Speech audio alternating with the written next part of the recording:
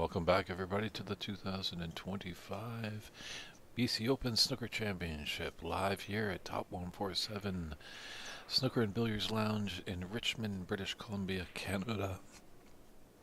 It's David Burney in the booth. Got a nice exciting round robin match here. Eric Nelson, who's breaking off, going against the local favorite here, Albert Lamb. I think he's in this room more than he is his house. And Albert is on top of this group with a record of 3-0. And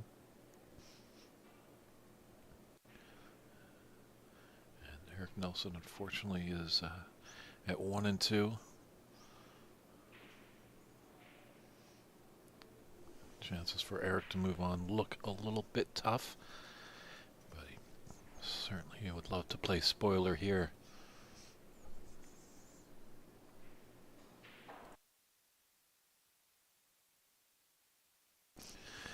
We are on Snooker Canada's Facebook and YouTube page. Feel free if you have any comments or questions or you want to voice some support. Eric Nelson comes all the way from Vancouver Island. As I mentioned, the local man, Albert Lamb. Looks like Eric's in first. There's a rich history of Q Sports. It was nice to reconnect with Eric.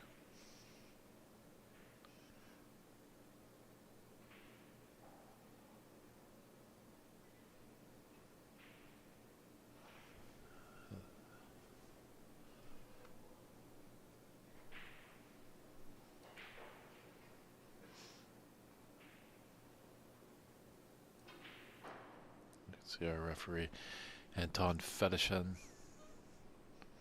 manning the table.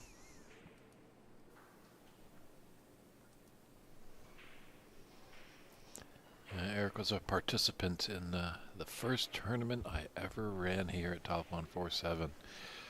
Obviously, he was getting in touch with me about lodging and how the tournament was run, getting out all the details, which always is a great thing to do. There are no silly questions in the game or lead up. And I told them, well, probably it's going to be maybe a double elimination. There'll be a bracket of 16, maybe. Because as the year before, we were certainly struggling to find players. Back in about 2016.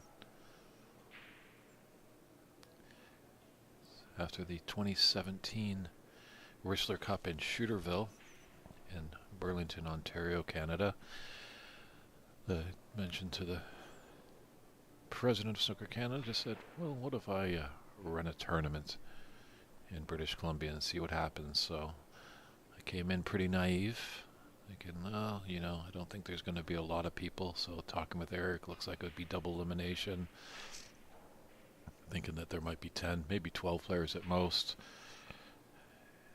It was nice to see that some players did prepay, but I did have a lot of players show up on the day and just pretty much hand me cash and wanting to play. Obviously wanting everybody to get involved, so I was happy to get them in there, but definitely my head was spinning a little bit on that first tournament. Albert's just running a little bit of fortune. Seems like anytime he's trying to get some momentum, there's a player on an adjacent table right where he wants to stand.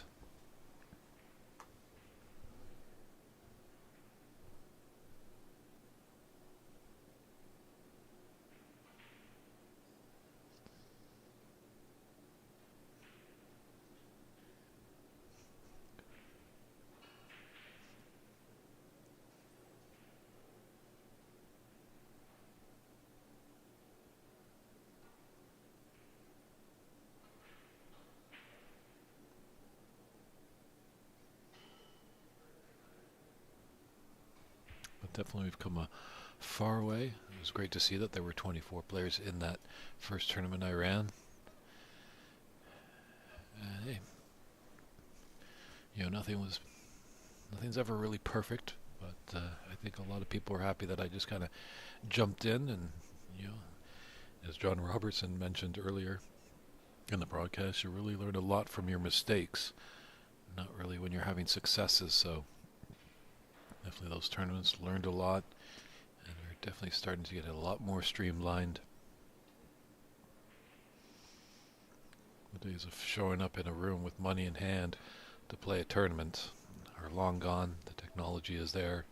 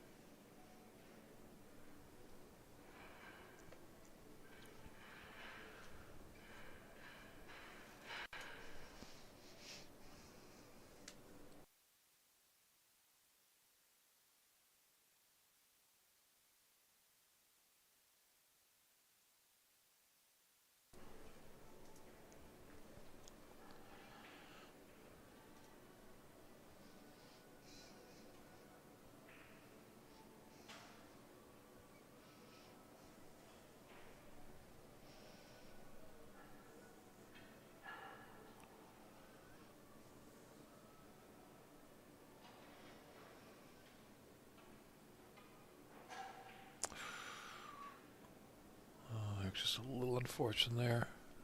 That red into the right middle is gifted Albert. Great opportunity.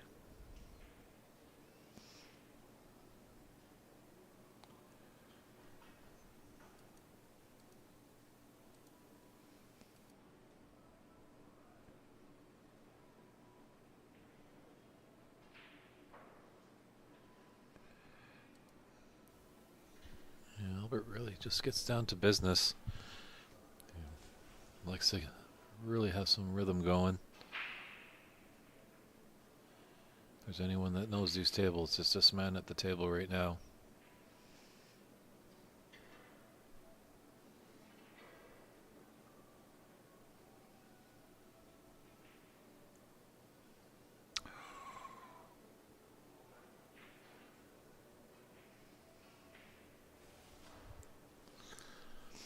I sometimes wonder if he goes a bit too quick.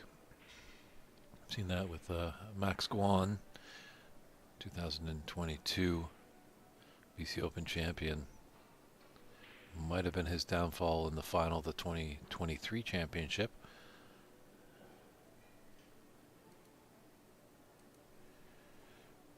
When he lost to Albert Kenny.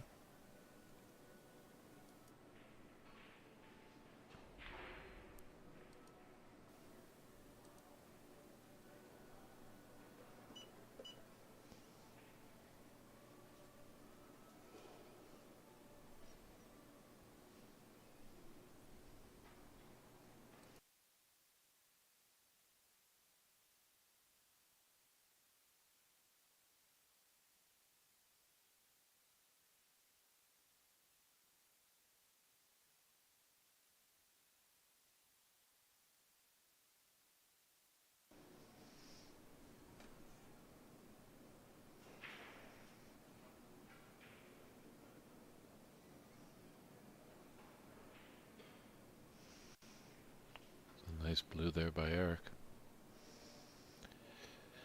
Just had to put Moses control. Once again, another player. A lot of them aren't used to having a referee there.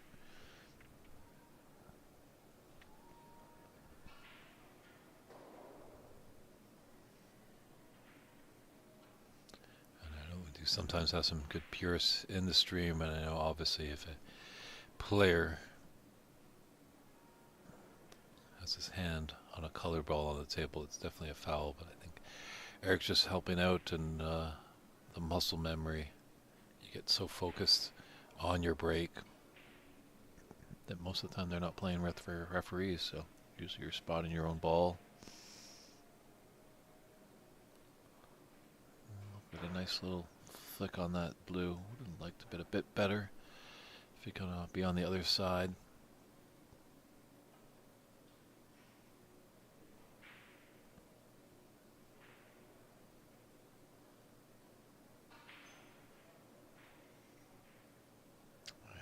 Just make that shot that much more difficult with the rest, but I think he's got a decent result here.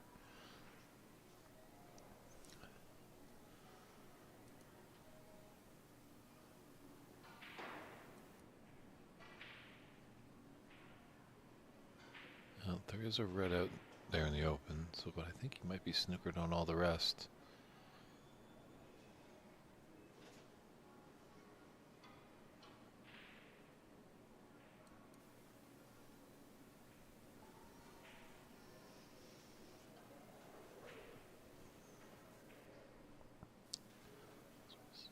Rest on that cushion. Unfortunately, it doesn't.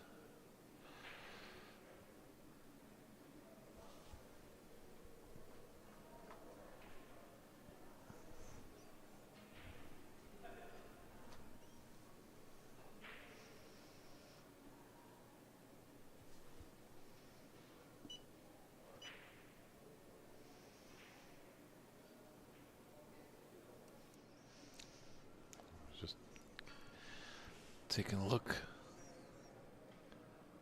You know, he's got that open red, then he's got the black, and he's just seeing where he needs to be for another red.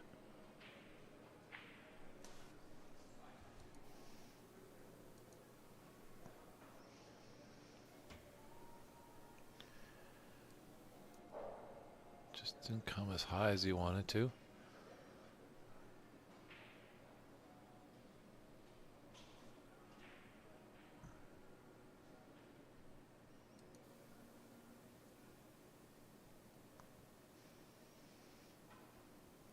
Notice there it's just a little bit difficult.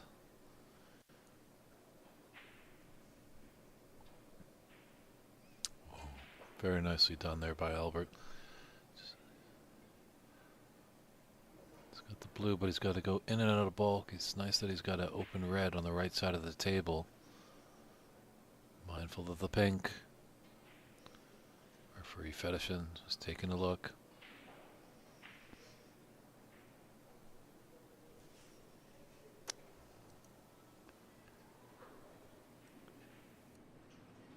Yeah, it doesn't look like really much of a plan in there, so just opting to play safe.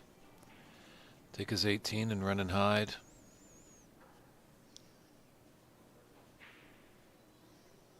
Smart snooker there. So tough we get almost duped by the pro game of just making those big breaks, and we want to do the same, but you got to know your percentages. It's a double kiss, but he's fortunate enough that that red has come tight to the black for Eric.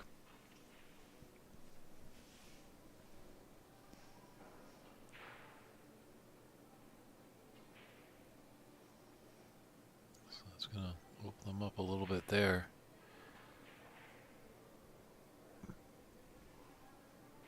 Pink's definitely out of commission on the left side of the table.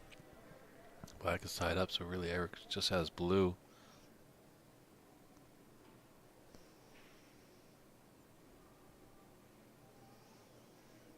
Well,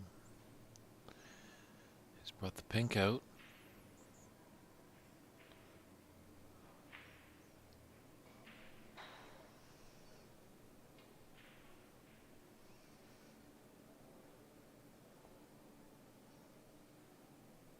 Just an update from last match. This is the Strawn Superfine cloth. I just checked in with room owner Jonathan's son, so he's put on Strawn Superfine. Superfine's a nice cloth. Definitely has the feel of a number 10 Strawn that's used in the professional circuit on all the tournament tables, but it has a durability that it can last a club abuse.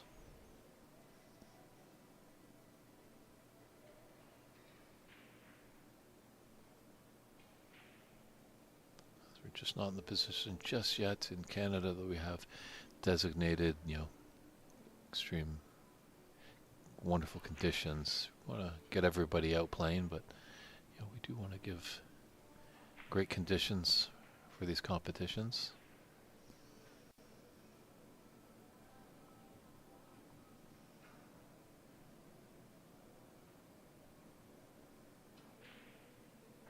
It's a nice red there.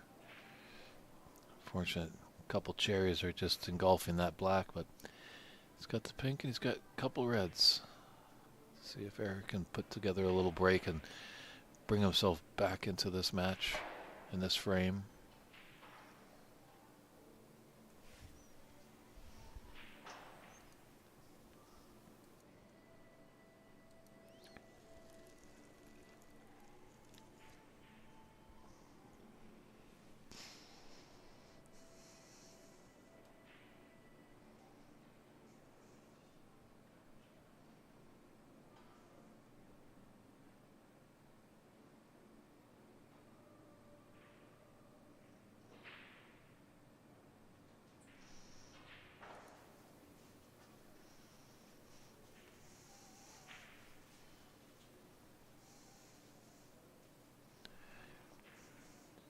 It's just in his eye line, so just a little bit of a nuisance, so not electing for the pink.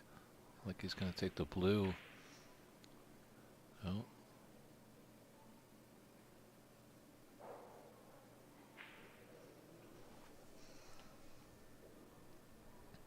With that being said about our cloth talk, if anyone's tried out the Marco Fu cloth, please let me know. I think it's one of the newer ones on the market. It'd be interesting to see how that plays.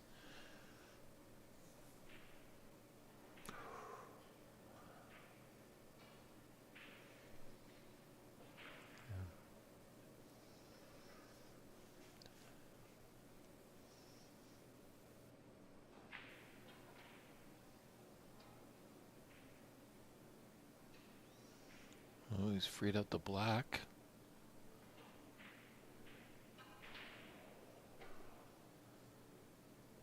Can't open up those reds. Yeah, as we can see, do look like they will go into that top left corner. Probably not after this shot.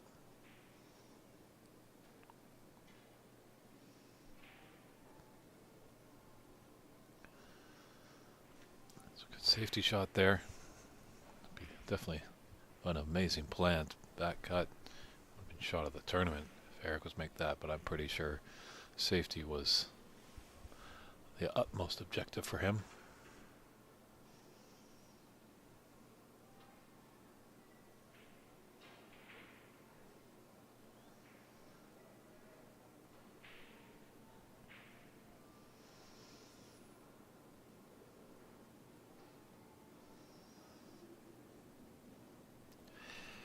Just think that red on the top cushion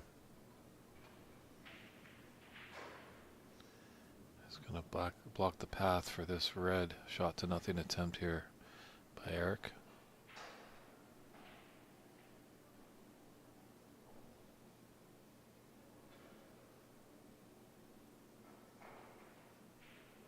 That's great to hear. Thanks, Dave Daly and the Ontario Snooker Tour chiming in about the Marco Fu cloth. They seem to really enjoy it. It plays fast and it's a durable.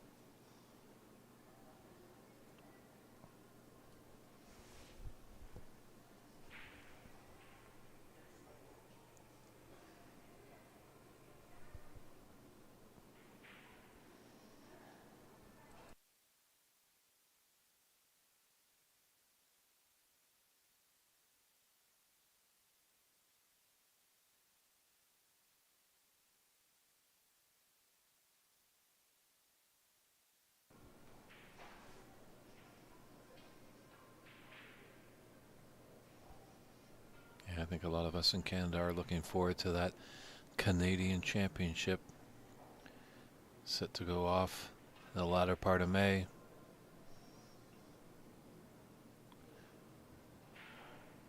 I know there's been some grumblings about elections and nominations with the Canadian Billiards and Snooker Association. I don't know if there's anything to report out there, Ontario Snooker Tour. So that seems that's where headquarters is.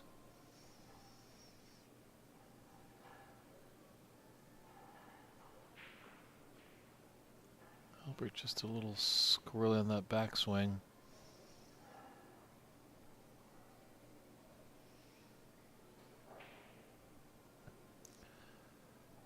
Looks like Eric's going to need the redwoods here. Gonna need some extra lumber to get onto this red to attempt it into the green pocket.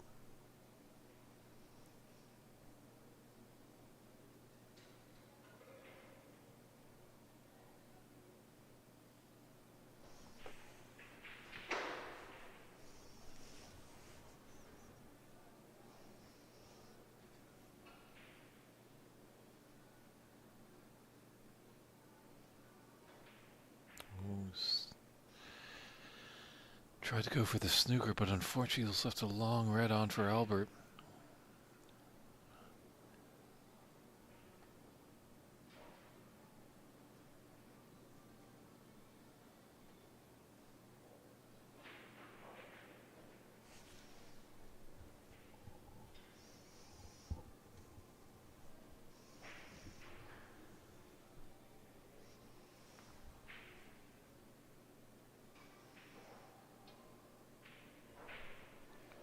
Oh, nice effort there by Albert.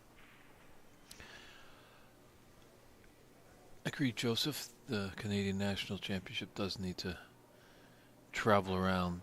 Just been reading up some on the mandates that they require. It looks like they require a room to have 8 tables or more.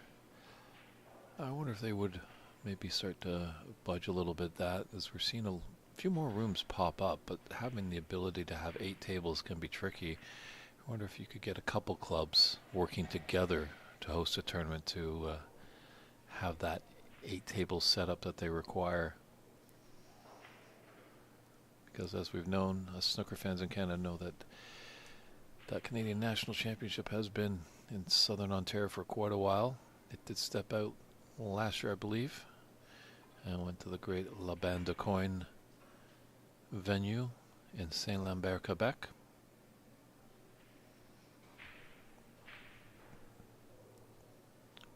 Certainly be nice someday if, yes, as well, if we could have it out west, and possibly a nice venue. If we could have that, like get it up into a hotel and in those big conference rooms, set up the tables that need be. But as we know, it's dollars and cents.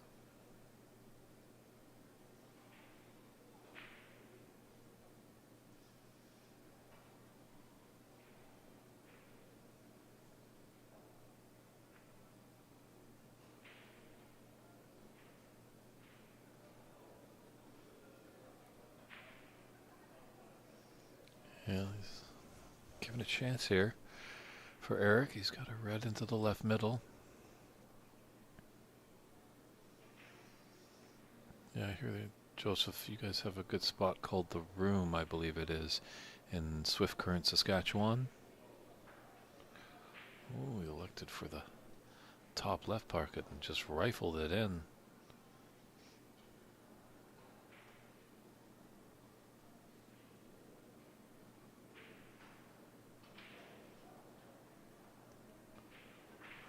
I wanted to get that other red out a little bit. But it's okay, he's got another red.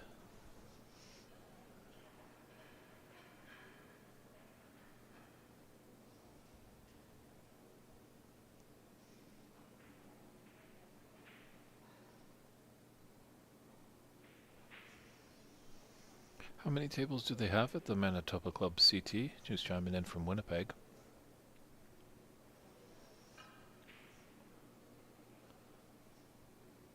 Like, just going back to the discussion, like, I can only really think of 4 places in North America that have 8 tables. There's Corner Bank, there's Master Q, both are in the Toronto area, and then there's Embassy Billiards in Los Angeles, and Sacramento Snooker and Billiards Room in Sacramento, California. Oh, that's good to know about the 8 tables at the Manitoba Club. Well, maybe we need to get Darcy Michael on the line and get things going there. It's been a while since I've been to Winnipeg, but I'd love to get back. A great city, and always wonderful to see that they got the Winnipeg Jets back after a lengthy absence.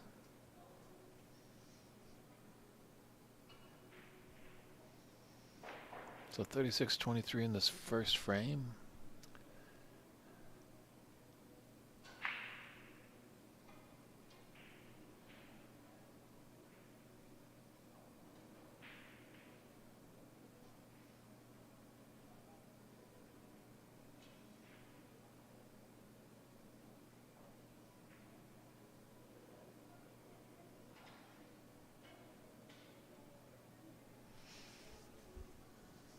Thought Albert was going to run away with this frame, but Eric's crawled back and grinded it out a bit just to give him a few headaches.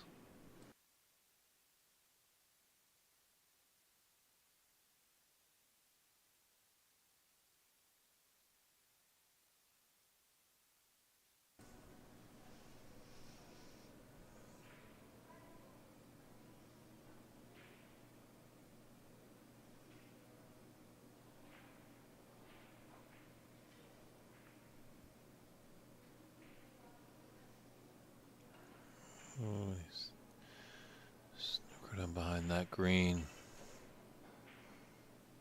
Ooh. It's a good hit, but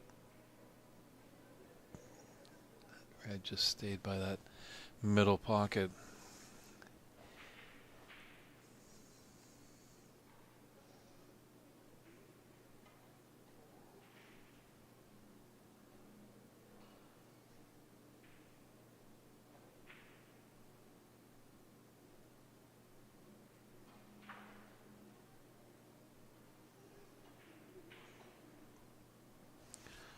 I was a bit surprised it came up that much. I think he wanted to hold for the pink.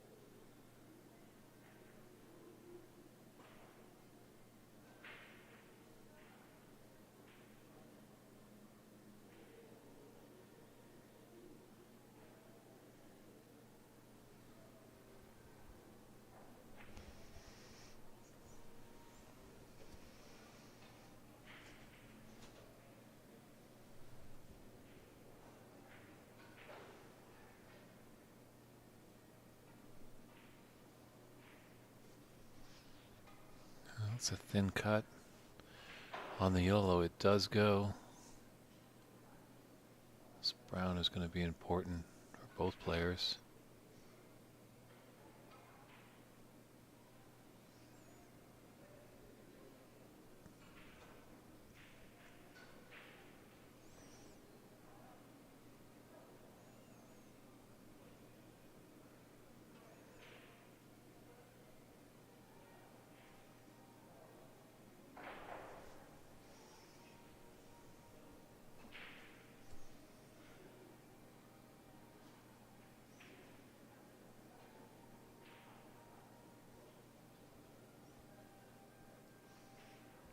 This looks like it's going to sit.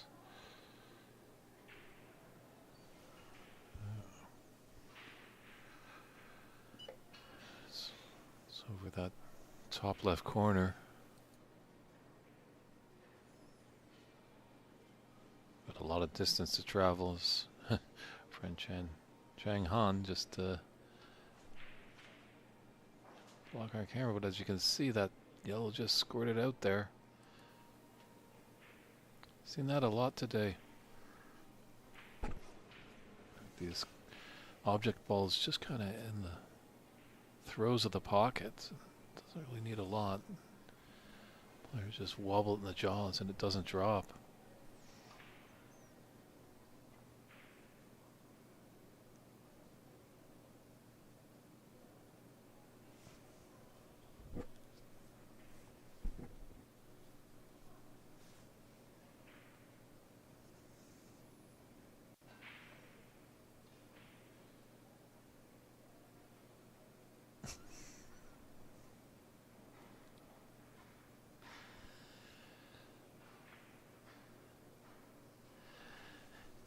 Well, as I live and breathe, if it isn't my number one guy, Brendan O'Donoghue. How you doing, Brendan?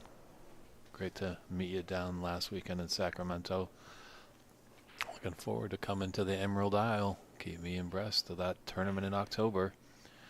And if you want some Canadians to come over, I can definitely spread the word.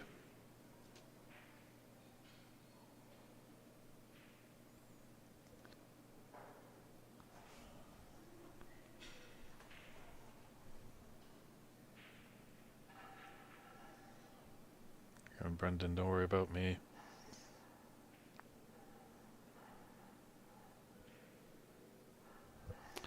I am getting hydrated over here.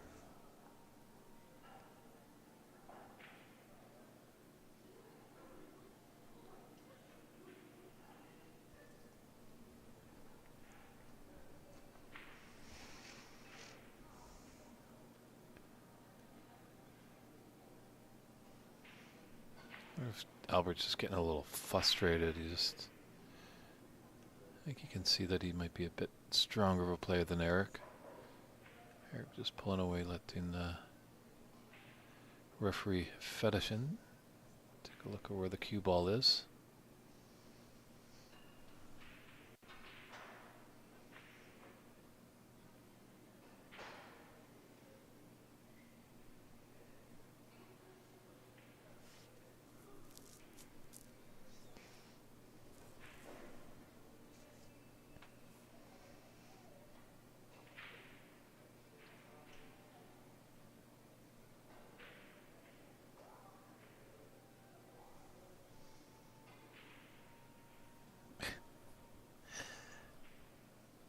Dance around like a ballerina a little bit there, just hoping that it does have the snooker and it's there.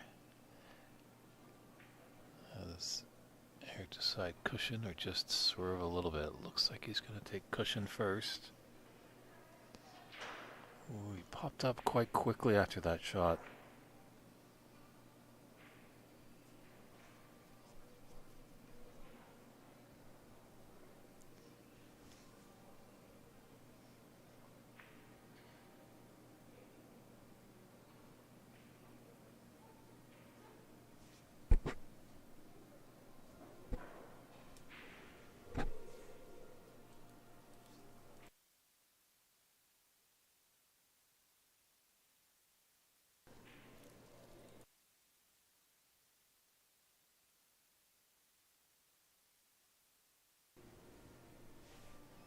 See how Eric fares on attempt number 2.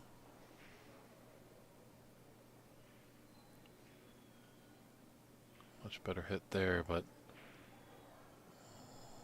let's come off the cushion, potentially giving Albert a bit of a chance.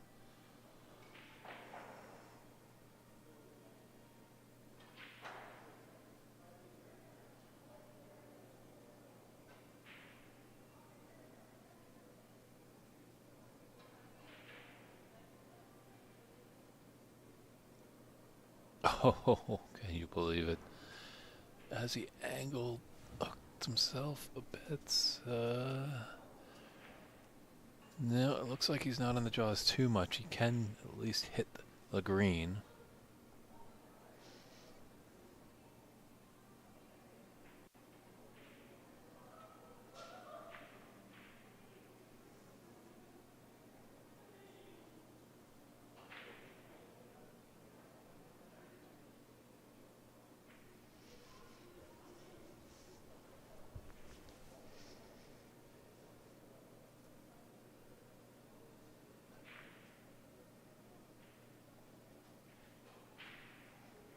Brendan, thanks for those kind words. You're a very nice Irish lad. It was good to meet you, and the check's in the mail with all those kind words.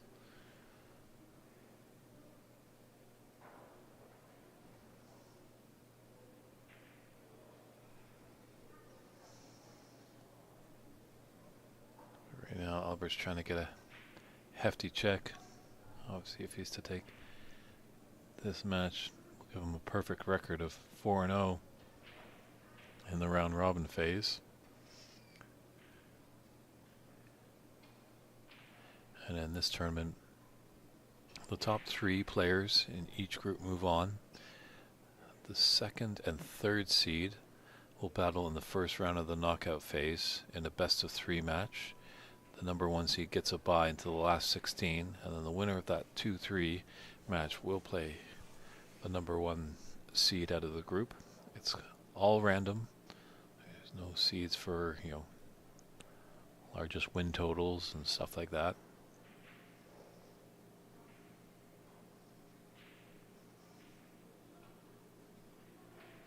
And that will get started tomorrow at 9 a.m. Pacific time. It's 9 a.m. Pacific time here on the West Coast.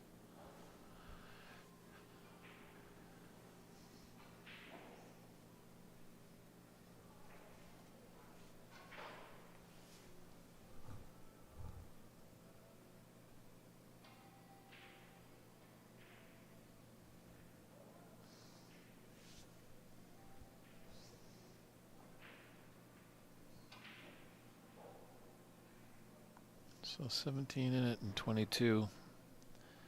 Brown is really important for Albert. It is his frame ball.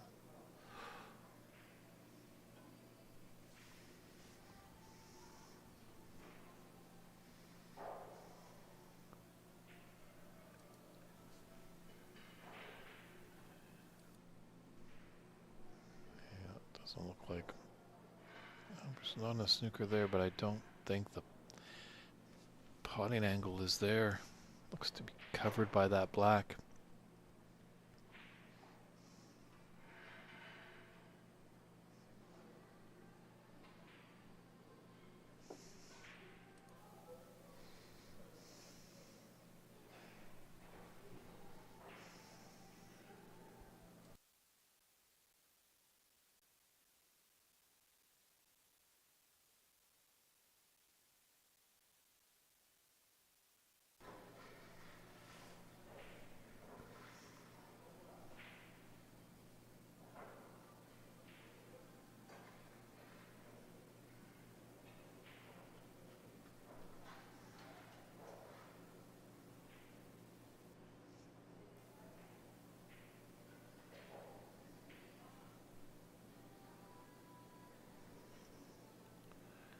So Eric's got Albert in a snooker here.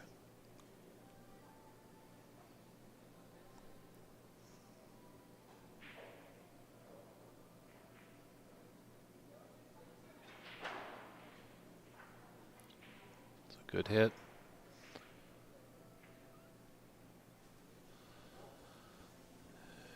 Yeah, here's an opportunity for Eric. He's going to have to cover a lot of the table here to run out and steal this frame, but it is there.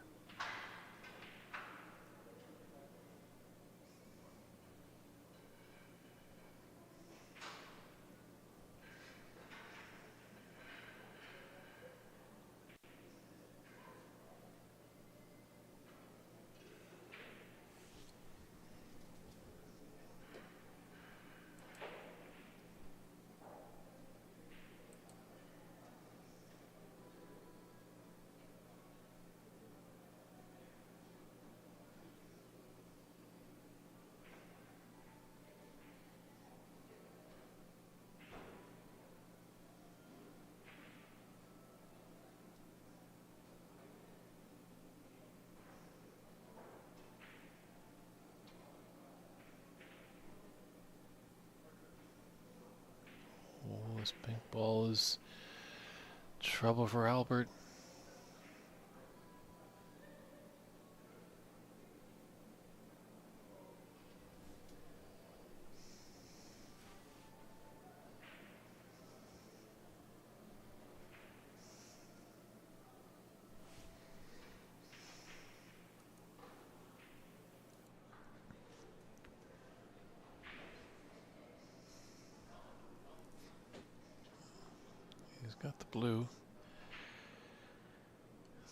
top left corner. If he maybe plays with a little bit of check side, it will straighten it up off the cushion. Yes, and he can take that pink into the opposite corner. This is looking like a great opportunity to steal this frame.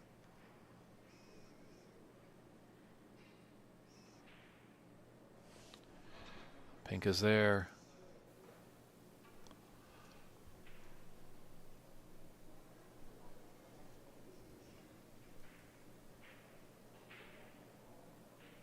And Eric Nelson takes that black to take this first frame of a best-of-3 round-robin match. We'll step aside for a few short moments and be back with frame 2, everyone.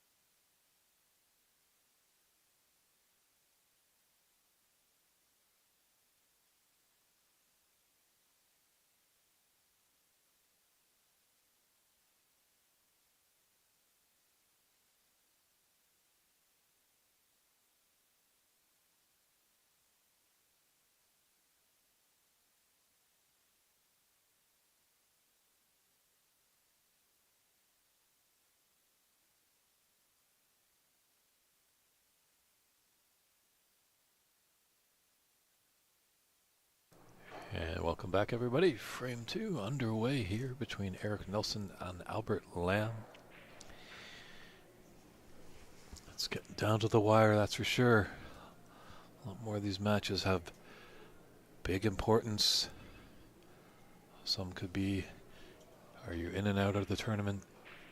Some could be the difference of being first or second or third place in your group.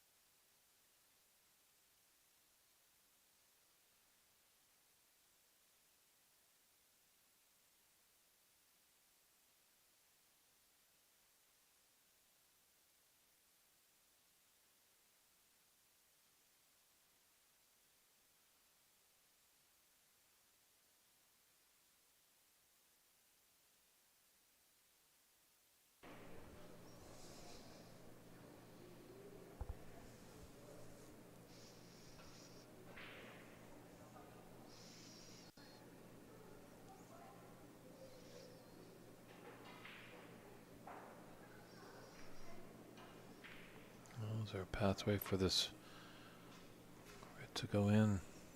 There's a yellow block in the potting path. Looks like it.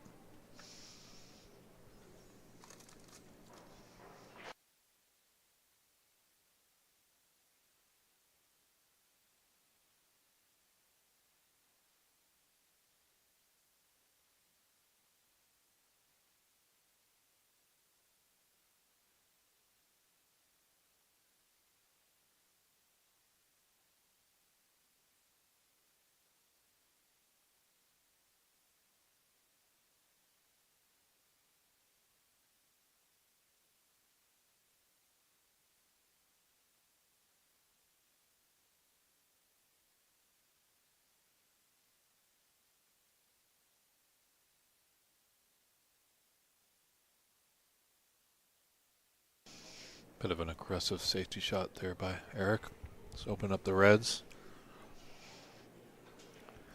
That should be a good path for Albert to get back into the bulk area.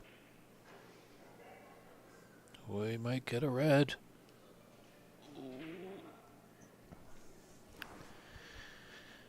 don't think he planned on that.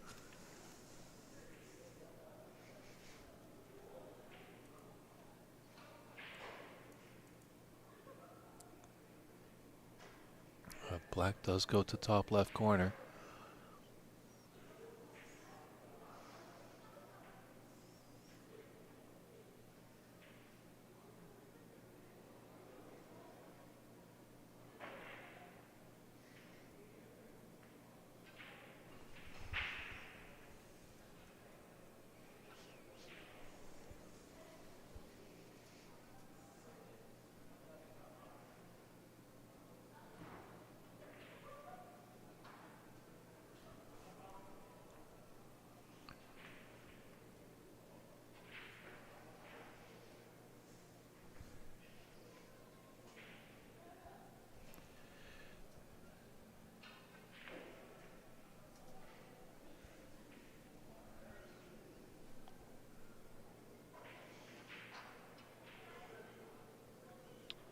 Eric is now finding some form.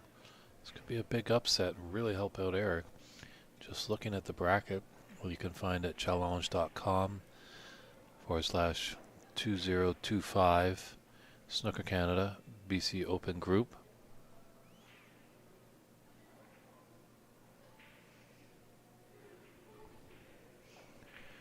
If Eric's able to take this, he levels his record at 2 apiece.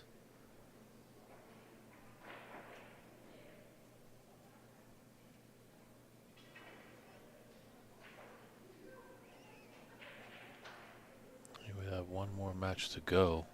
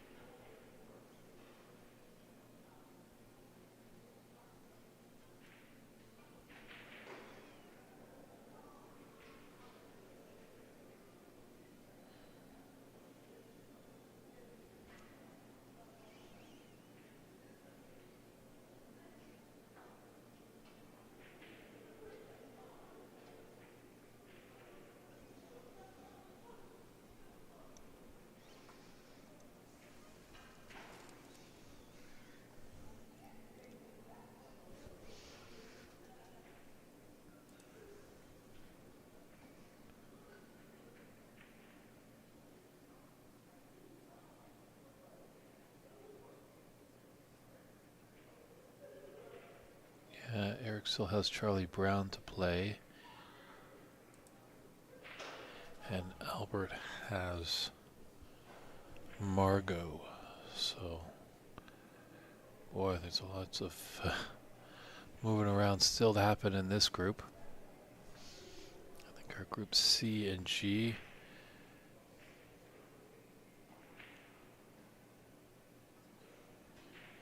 They're getting close to their end.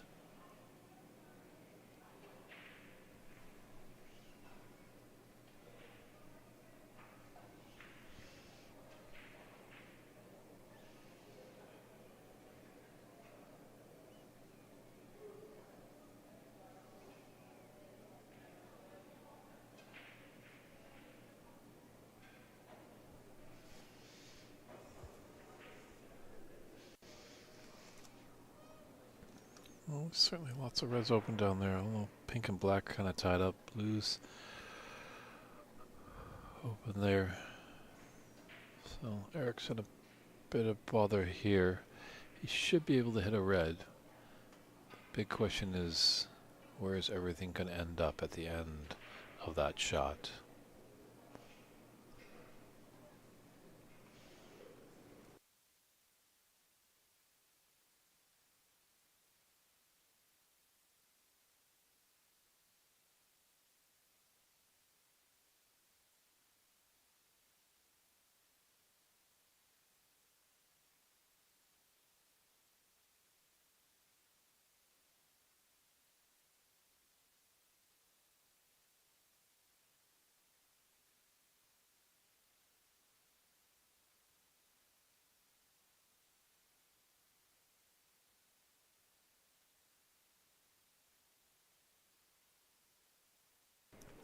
Well, he certainly found a red.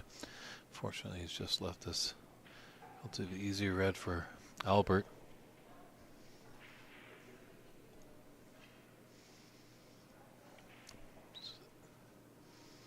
Not a bad shot for a left-hander. Just got to be mindful of queuing over that red, but a lot trickier if he was a right-hander.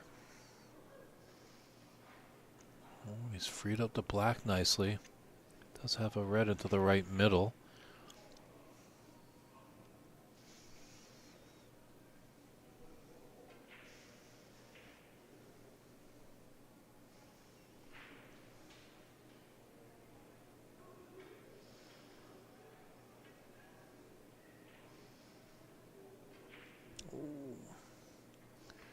Wasn't easy, and a bad little flick on that yellow for him. He's put that open for Eric.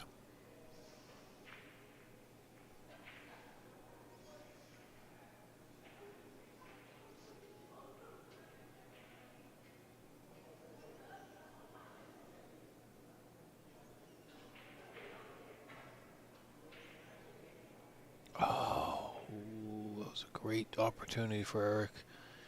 Just couldn't grab it.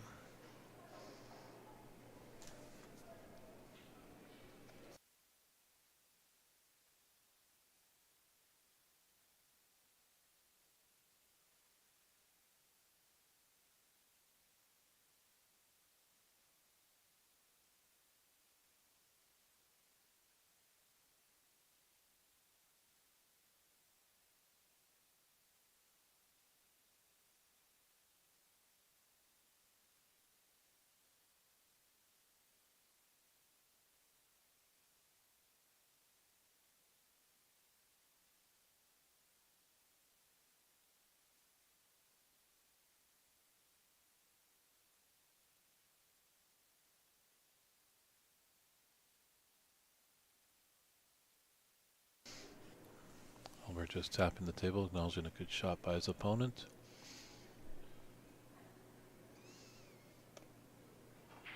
Now it's in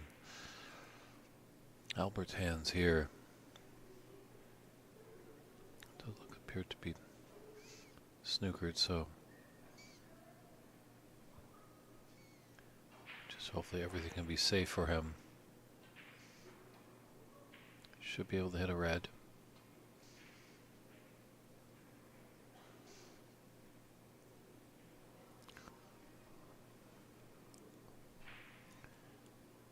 Flick on the blue wasn't too bad.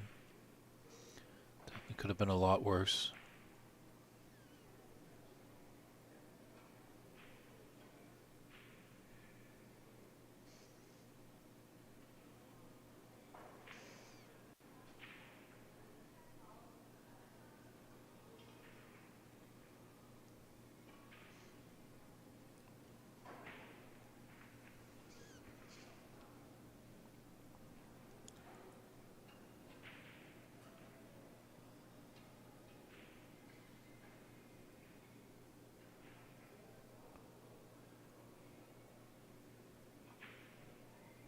He's lucky enough he just pushed that red just past the threshold on that right middle.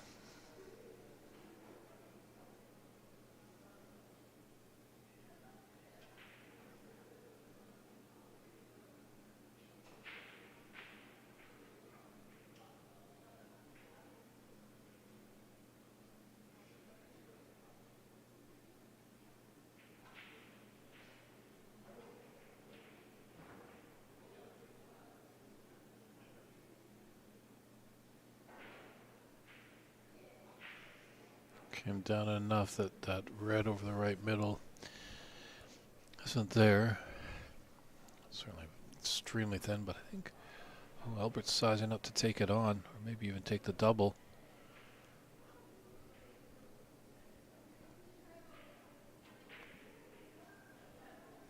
That was thin. He's got it.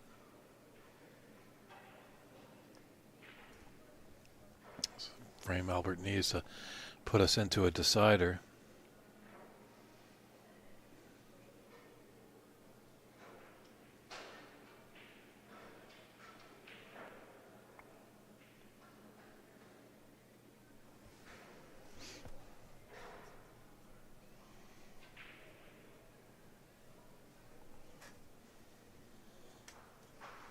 So there's a little pathway, as you can see there. That red does go into the top right corner.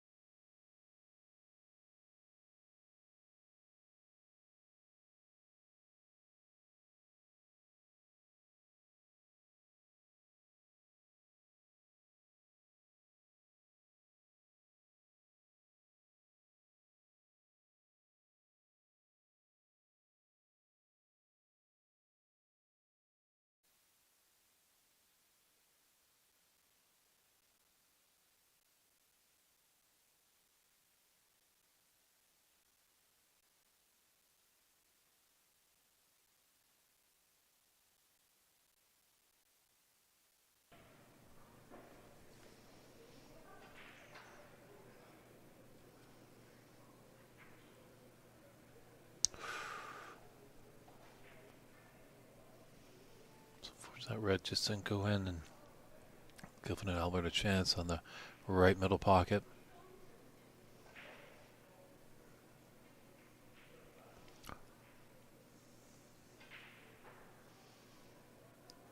Something's going on here with Albert. This was coming out reeling in the beginning. Looked like he might have been the clear favorite. But I've seen a lot of in this tournament so far, that age-old battle of the tortoise and the hare. One player just zooms out, looking very effective, but the slow, methodical player seems to be victorious more often than not.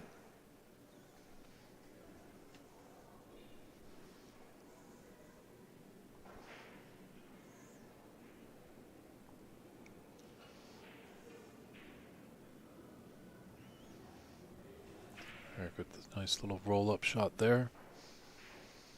Judged to perfection.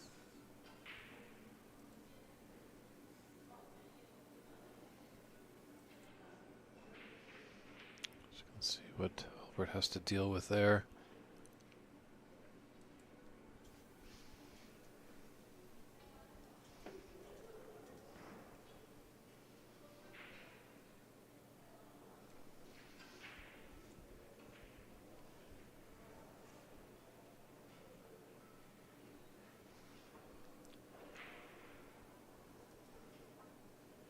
It's got the hit, but once again, he's left another red into the middle pocket. Might be a little angle. Potentially, Eric can come down for maybe just a stun around there and hope for the green in the same pocket.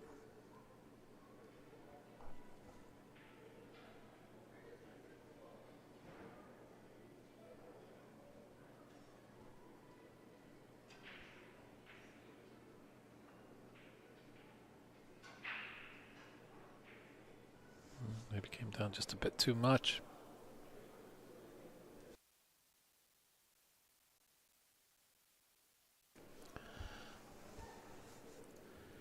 Does have the black into the green pocket.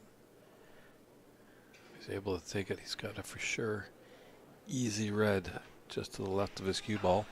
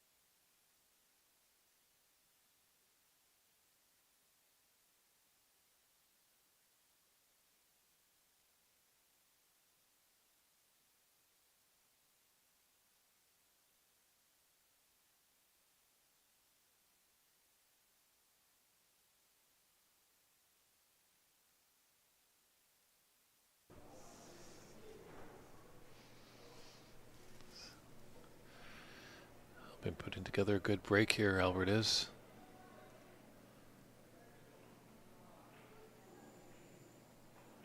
Well, didn't go far enough. He's still got a chance to pot this.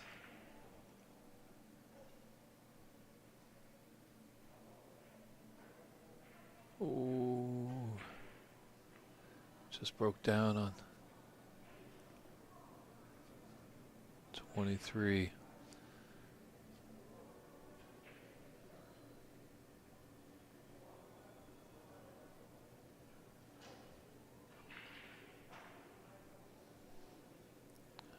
There's a little pathway now.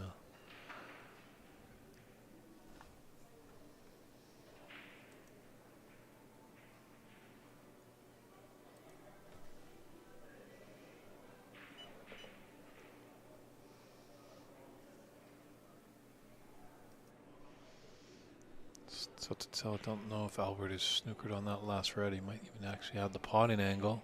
Oh no, he's able to hit it.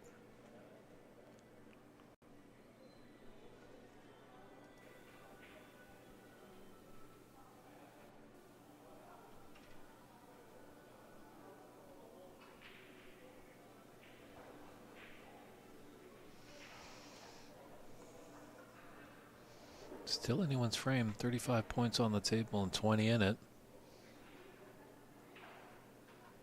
Oh, look at this. Simply Devine. What a great snooker that was. That could be really profitable for Eric. So Albert just letting referee Anton finishing.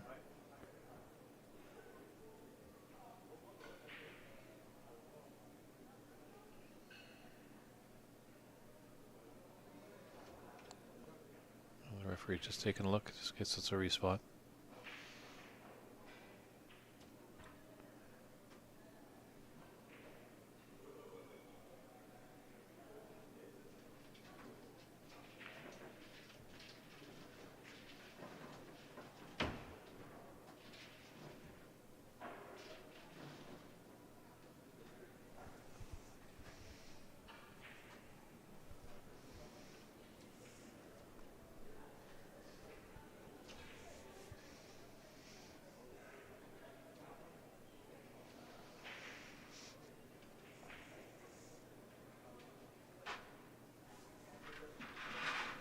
Referee Fetchin just checking with both players there. Just make sure they both agree on the spot.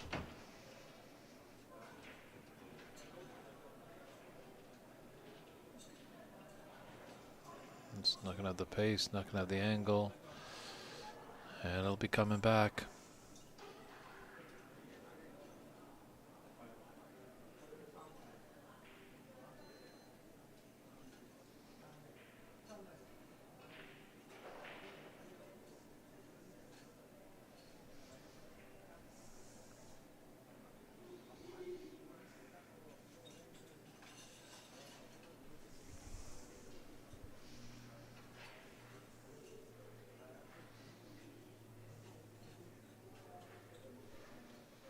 Here comes the third attempt.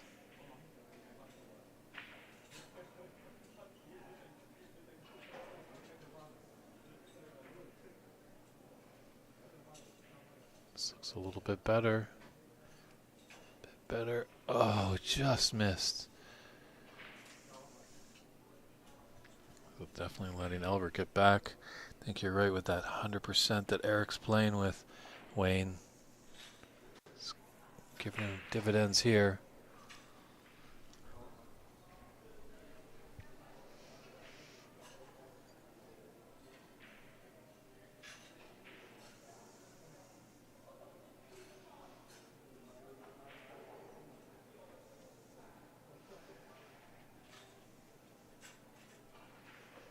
Oh, this is really off.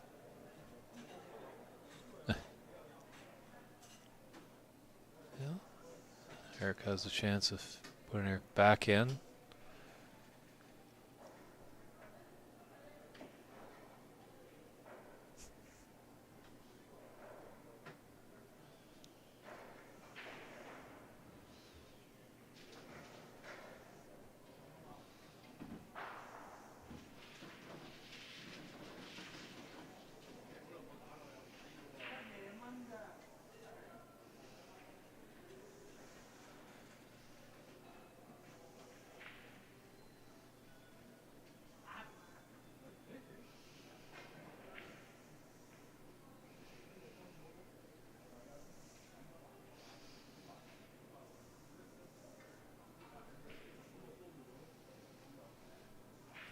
Just 4 points in it and 35 on.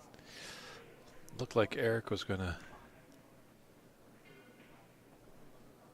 be on the losing end as Albert was finding some form, but that beautiful snooker he had behind that black has catapulted him.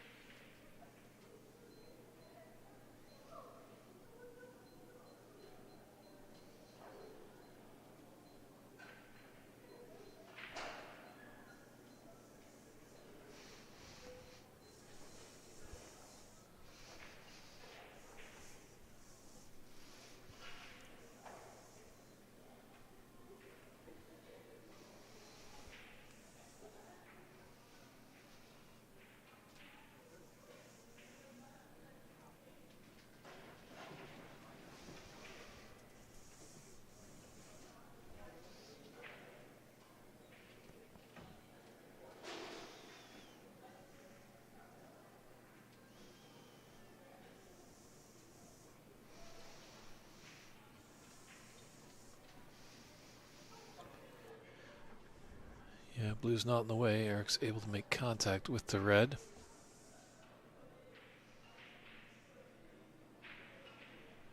Oh, but he's kicked this out.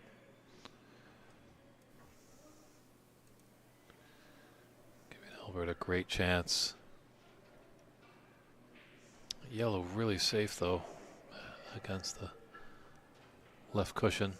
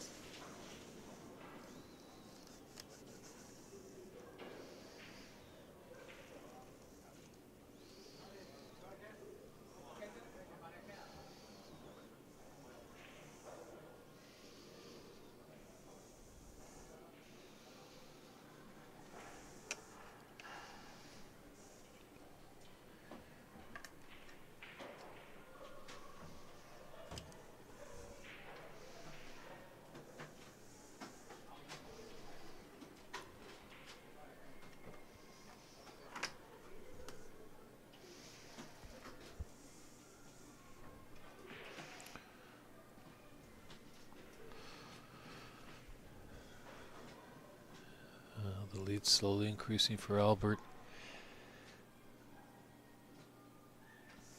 Needing green and brown. They're really the tough balls on the table right now.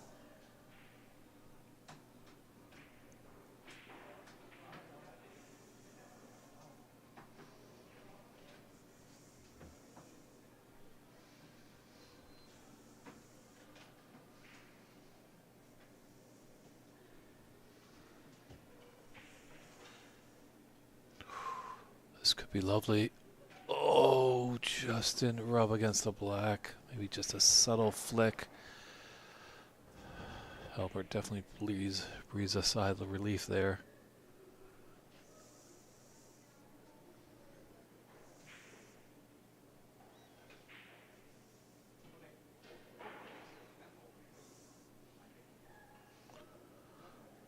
Needs to hold on the cushion. Yeah, it's okay.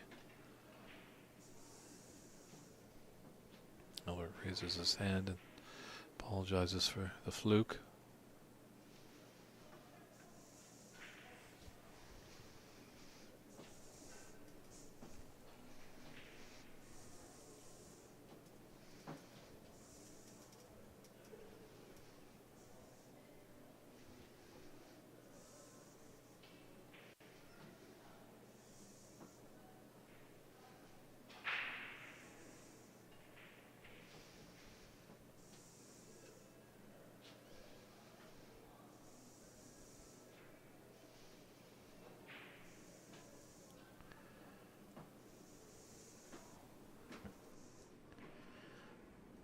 It does look like there's...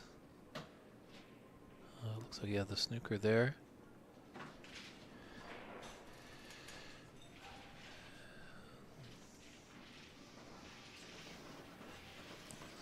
Like it seems like the brown is covering a bit, but there's still a fair amount of that green pocket available.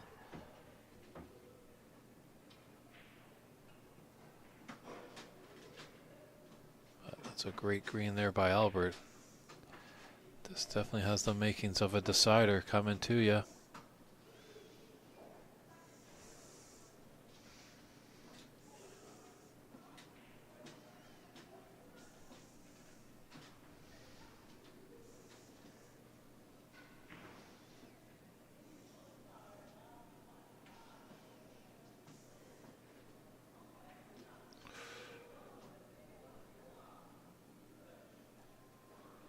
It's up by 24, 18 on the table.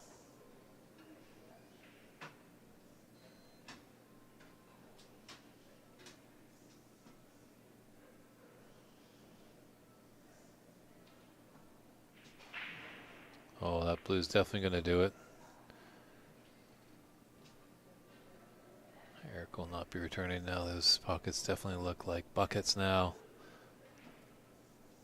See if Albert can run it out. He's just going to let that black just sit there. So, with a scoreline of 66-31, Albert takes this second frame to put us into the decider, and we'll be returning with that exciting drama right after this.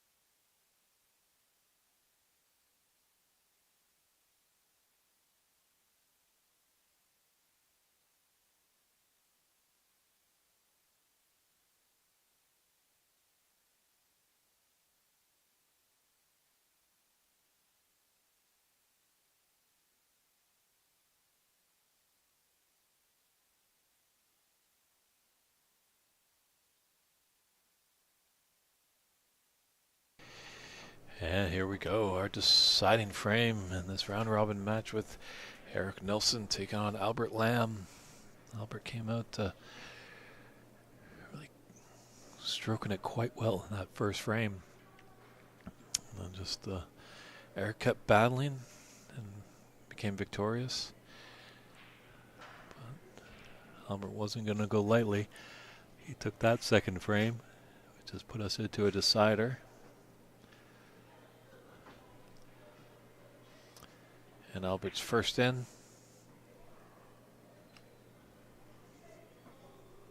My player's being a little bit aggressive here. Yeah, just trying to build a healthy lead, get some momentum at the beginning of a frame. I did go for it.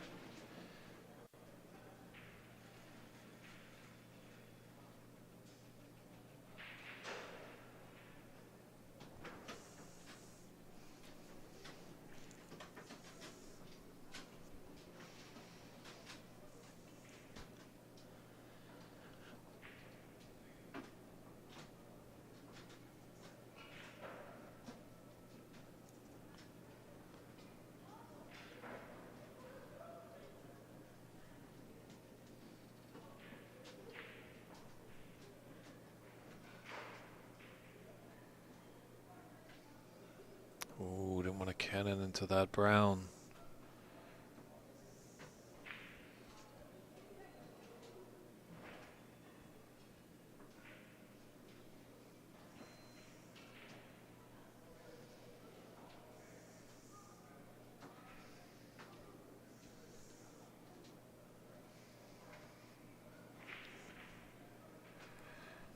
Well, is the pathway clear for that red that's just in the jaws?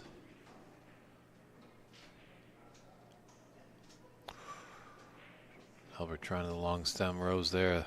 Was going to be some plant. Did help that the red just sitting in the jaws. Any contact would have made it drop. But now he's gifted the opportunity to Eric.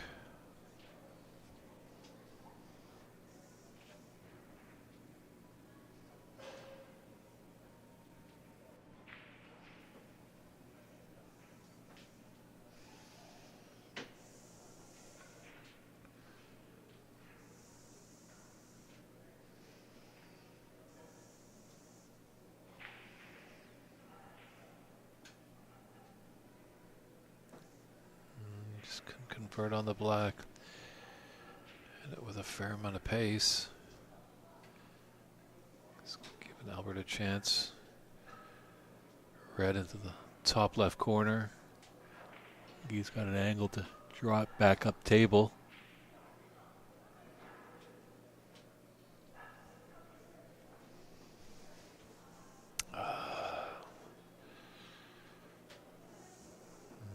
Just been thinking to get back to the blue a little too soon.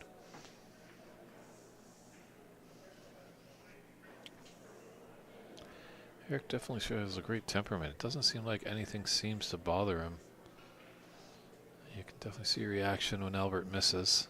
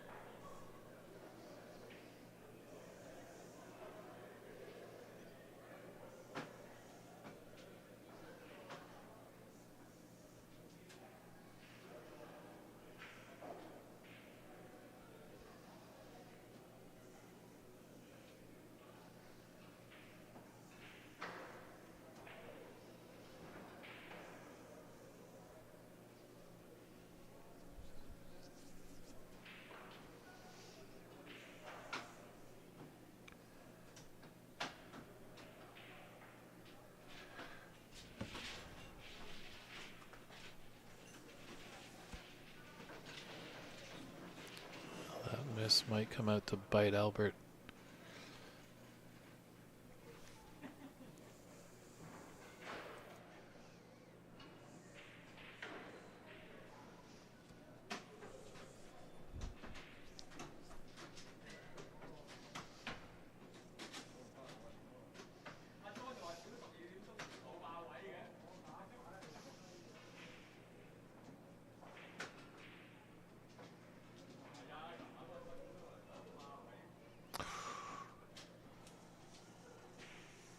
was mid-range. It was tricky.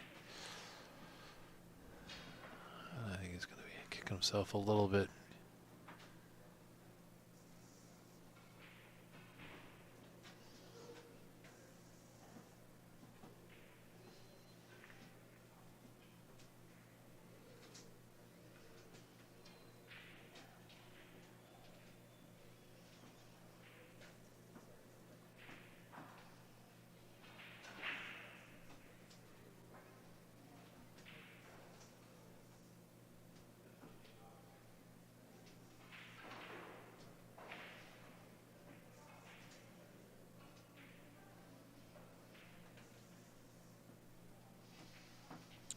These reds are starting to open up a little bit.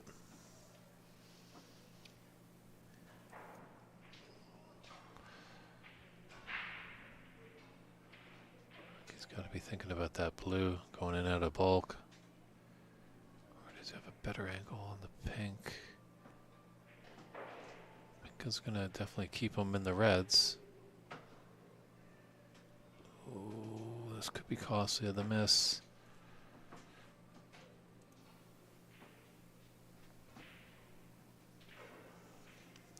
Does have a red into the green pocket. A lot of the distance, shorter distances into the right middle bag, but that's a lot tougher. There's a lot of shots that he could be baited into. There's a path, those two reds beside each other on the pink spot, near the pink spot. That run red pass, at least you could hit it with potentially with a safety in mind. So he's gearing up for the green pocket.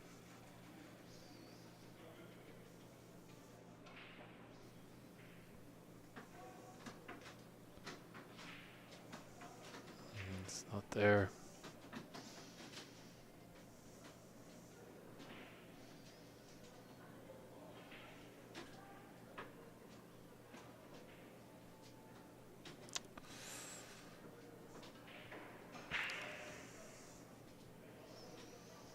Both players just struggling a little bit.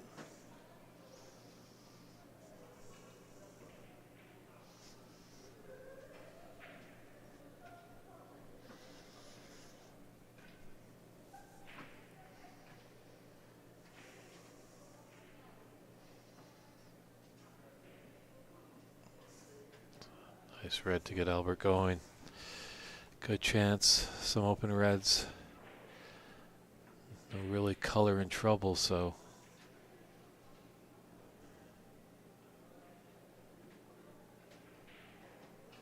Oh,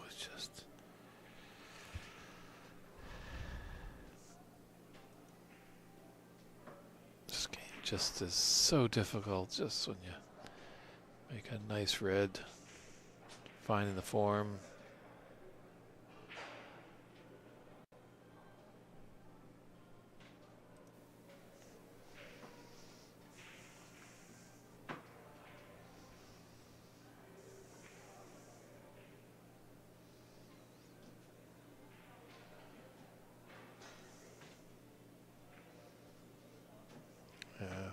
Albert's reeling a little bit here.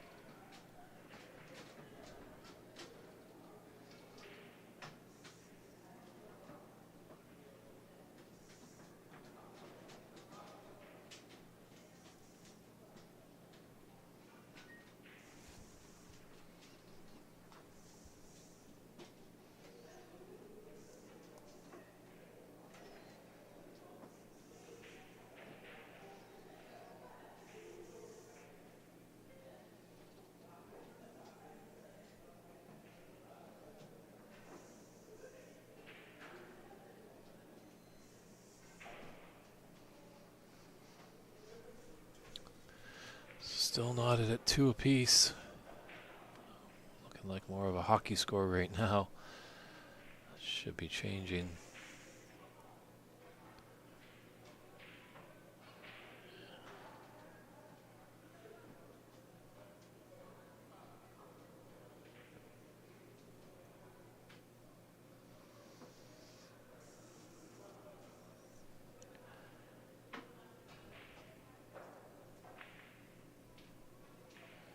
Didn't we leave anything on for Albert? Obviously, you can see he does have a red in the top left corner. But if he's to falter, he's going to be in a lot of trouble. Oh, he's got a nice red into the side. Fortunate, comes tight to the cushion. Doesn't have to do much with his cue ball for these high value colored here.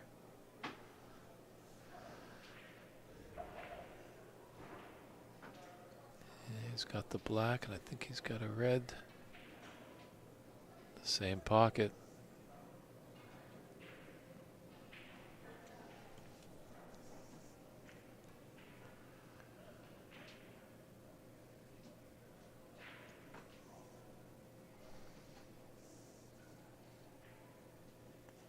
Definitely thought about it. It's a good angle to get on this red by the pink after the blue.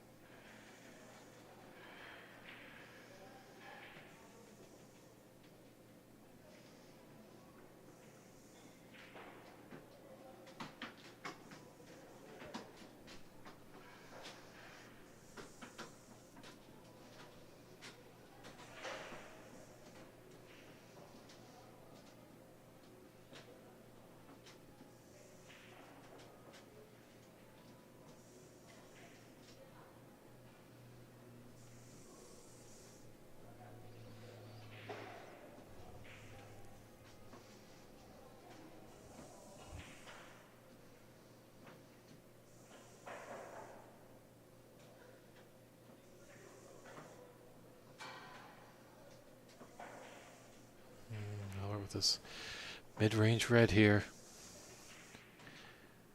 Beyond the black if he's successful in the pot.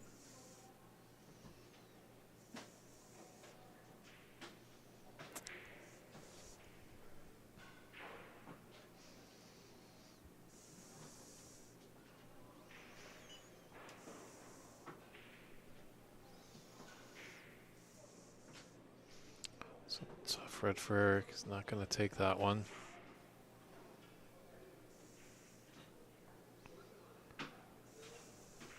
Rifle the red into the left middle instead.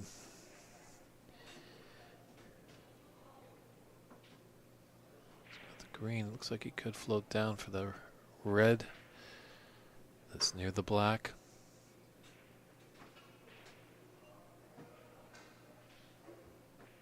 Just wants a cannon. Oh, he just right in the middle.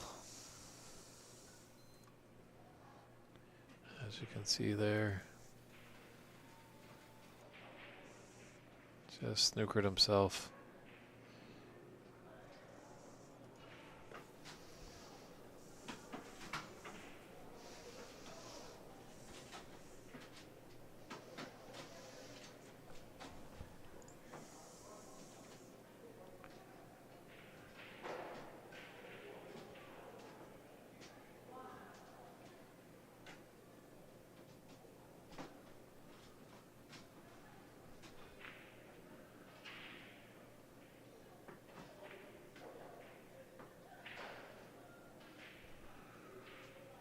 Cut out the treble. Oh, just a little wide.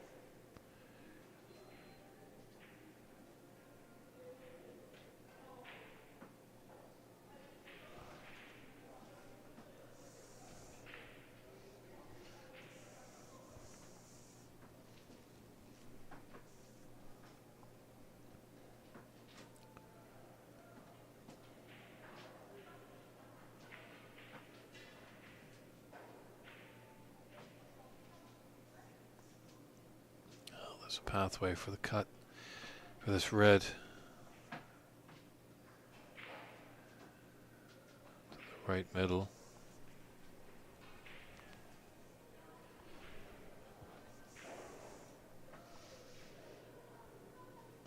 It's there. Let's just hold up a little bit.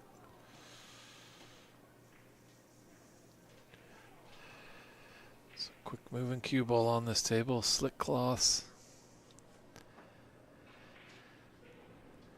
That's the black he's got to contend with.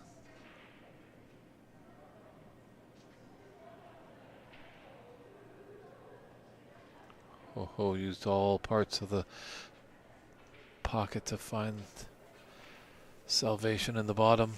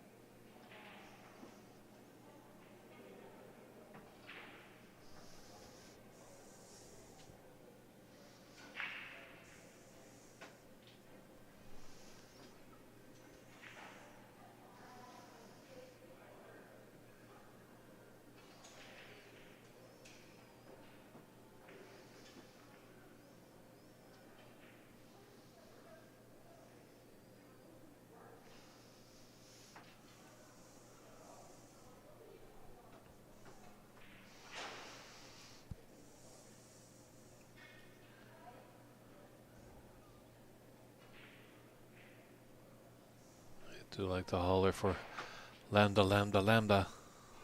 Albert Lamb. Trying to extend his lead in this deciding frame.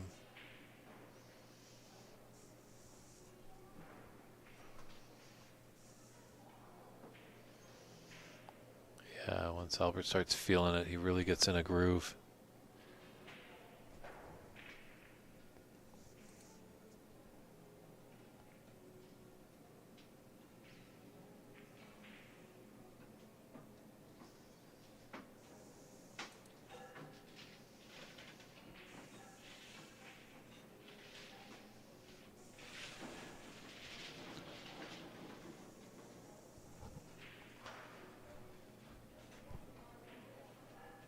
Oh, stopped in his tracks there.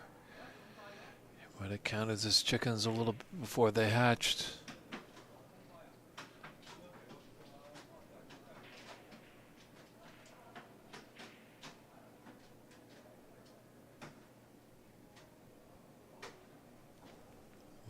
Pink's in the way of that red there.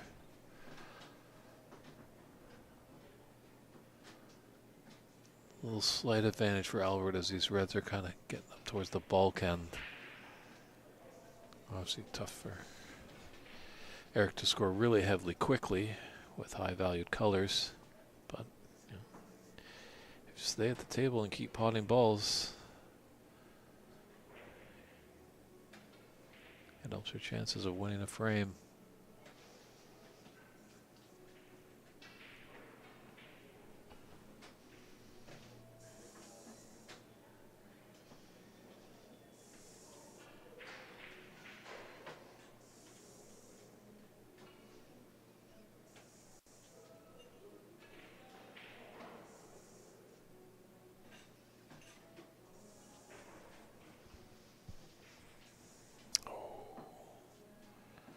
Would have been a nice starter there for Eric.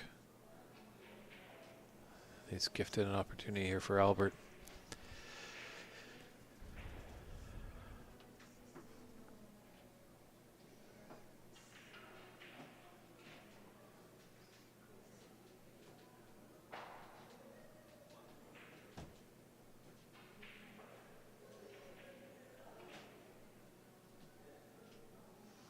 Just ran a bit too much. That That red's blocking the path of the green.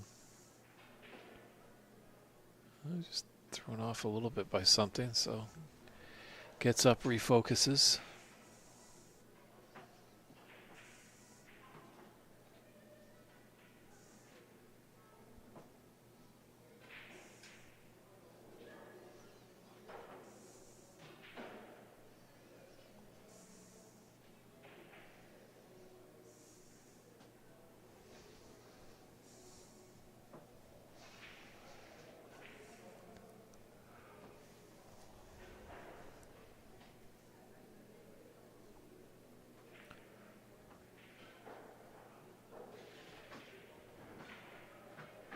Wow, that's a nice shot at that pace. Clearly a lot of potential that it could have gone out.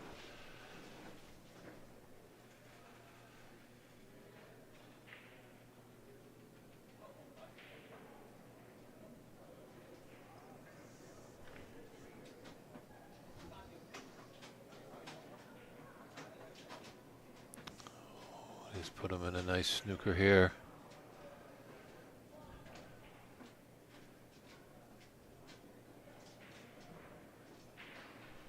So these veteran players can be quite crafty.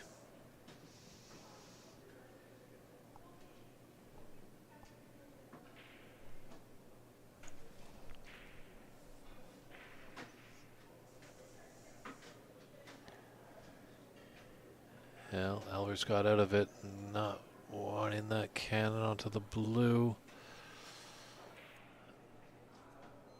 Does look like there's a path for that red to go by the blue. And to the top right corner.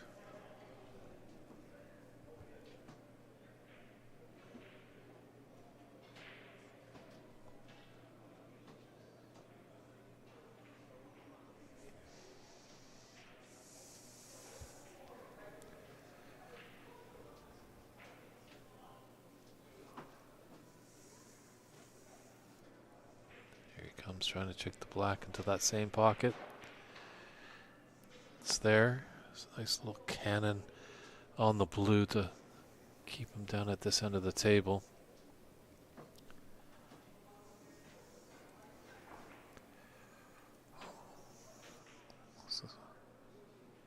Wow, that's a beautiful, beautiful red there. Looked like it was tight to the cushion. Obviously the idea is to hit your object ball and cushion at the same time with your cue ball. Sometimes they say put a little side so it kind of swerves and kind of curls around to make a more straighter contact on it. Got 6 in it and 35 on the table. Anyone's frame here, anyone's match. That's just the third frame of the best of 3. Where the frame takes the match.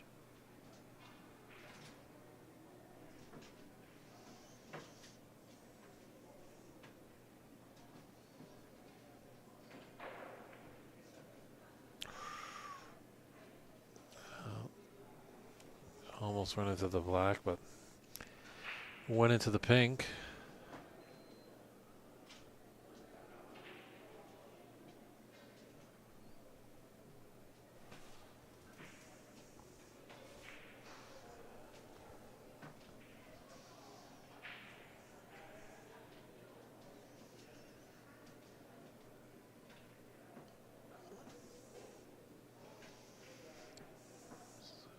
Referee finishing, just doing the adjustments. Just make sure all is right. Checks with both players. They agree. It's game on.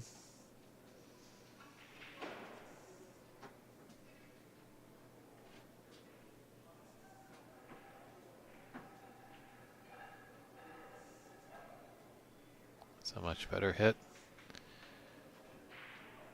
Ooh, but he has left it.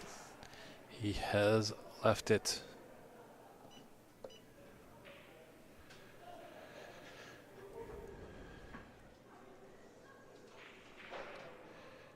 Chance here for Eric. Tied at 30 apiece.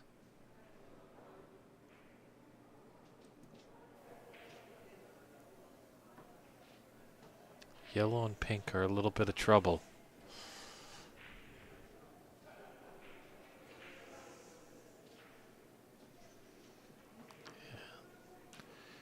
done just to make sure.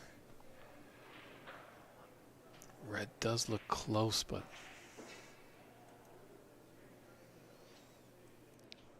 there's a shot that you can see what he's dealing with at least. Yeah, it's not really on the knuckle there.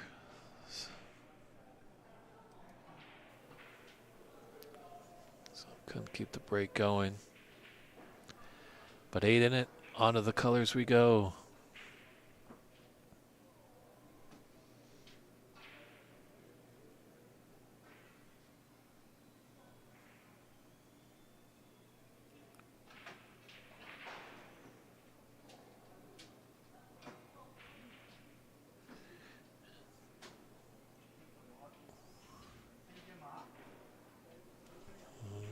Eric needs to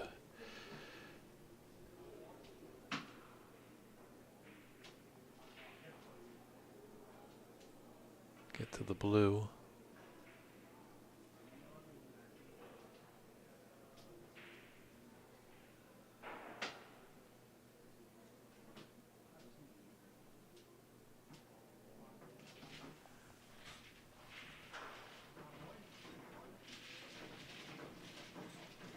And Albert does need them all.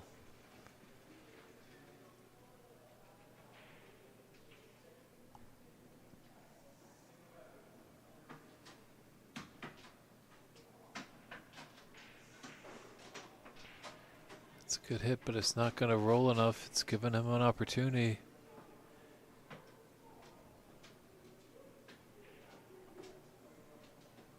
Tough to do much with the cue ball, just where the white ball is up against that cushion. Tough bridging with his bridge hand. You almost want to, with the 8-point lead, just make sure of the yellow and just see where the chips fall. Wow, he almost put that brown in and then raises a hand. I think he's just put Albert in a bit of a snooker. There might be a little swerve, a little coat of paint that he can hit.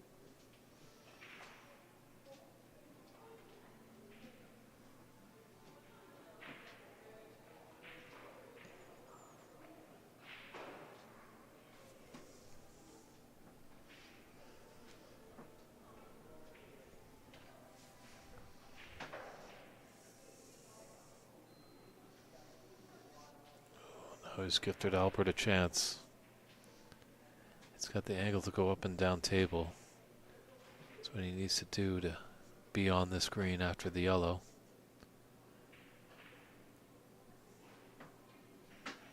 So we all know the order of play here is yellow, green, brown, blue, and pink and black.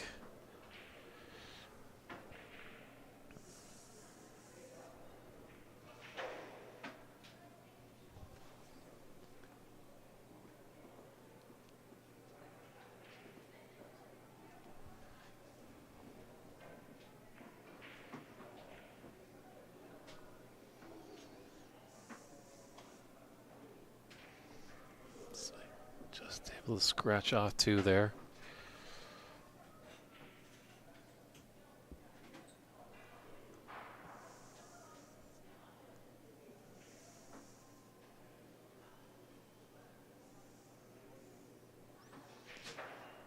I don't think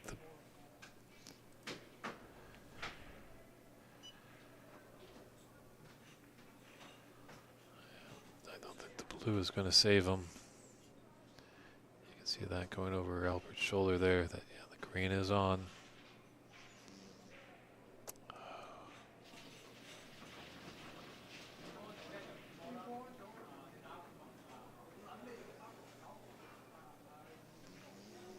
Blue hasn't helped him there, but was that tight to the top cushion? Yeah, just selecting for the snooker. Ooh, big bounce off that cushion. Hasn't got the snooker.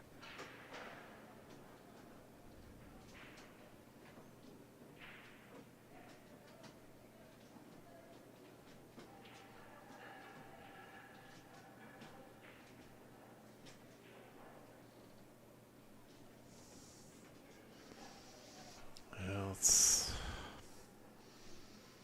half of a chance.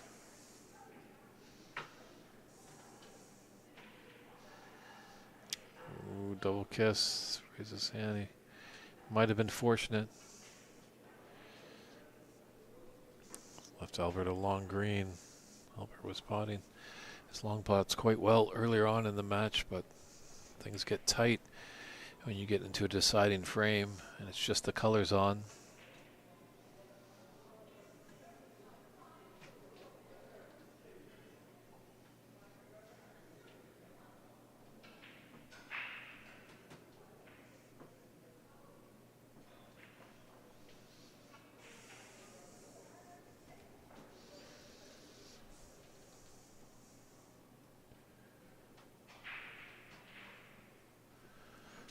Yeah, not going to tempt him into that.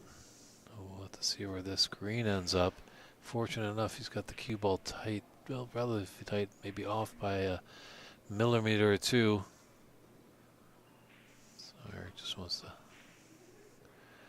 calm his nerves and take a little drink of water. Reset himself.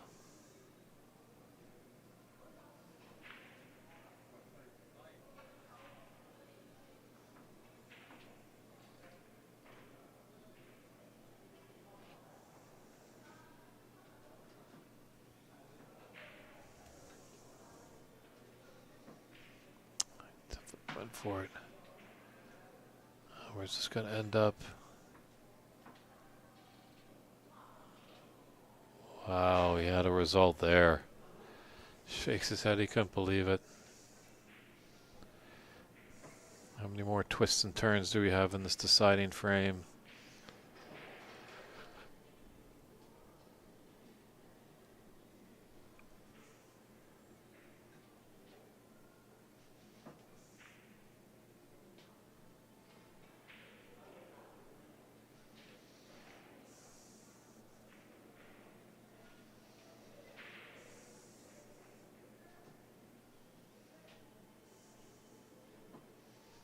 So Eric just letting know the referee that he's going to play on from there.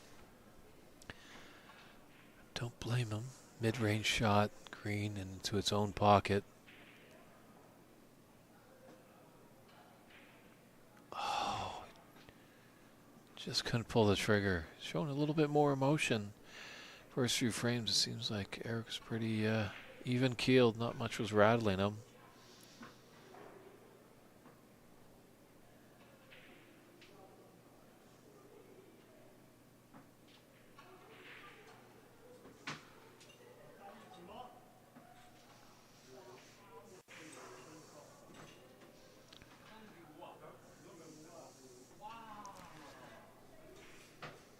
Green into the middle. We hit it with pace. Watch out for that pink. Lots of things moving there. Still not out of it yet. Pink definitely taking the green pocket out of play. So now 5 pockets available to each player. Oh, Albert so close on that green.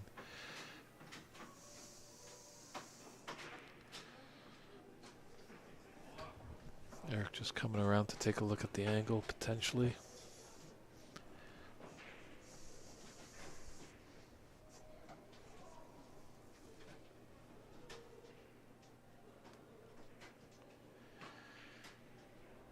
Oh.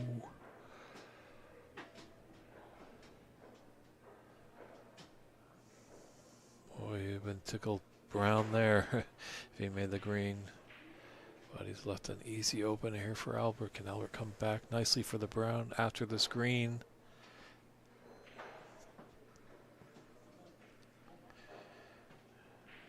Yeah, he's still at the table. Surely would be some pot if he's able to make this brown.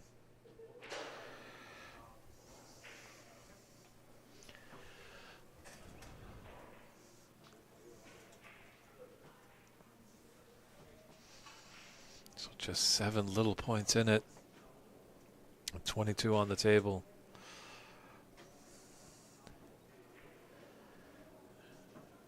Eric needs brown and blue.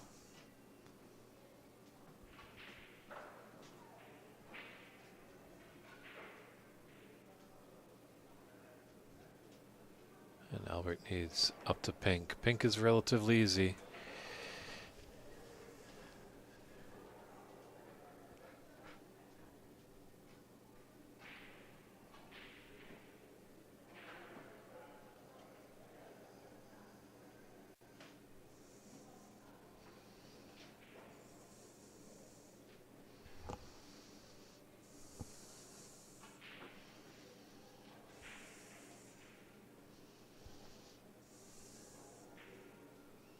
Yeah, we had a little late start on this one as our previous match between Gordon Rue and Sean Talbin went to a decider.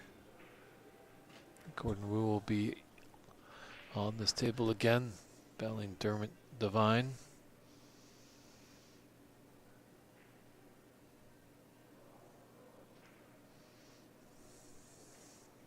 Yeah, the conclusion of this match will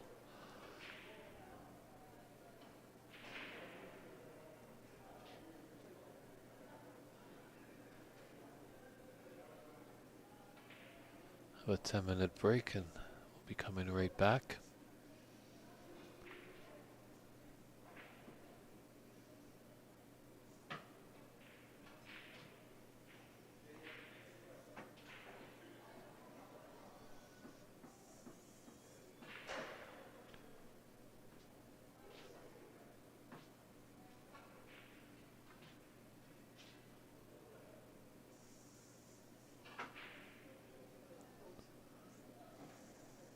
He's had a nice result there.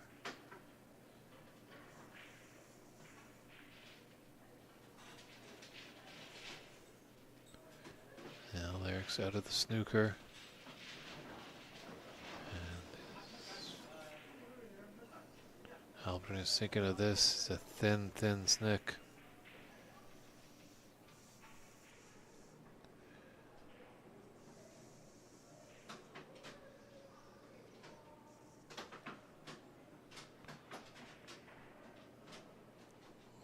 Might have just run on just a bit too much. Looks like Eric could get by it.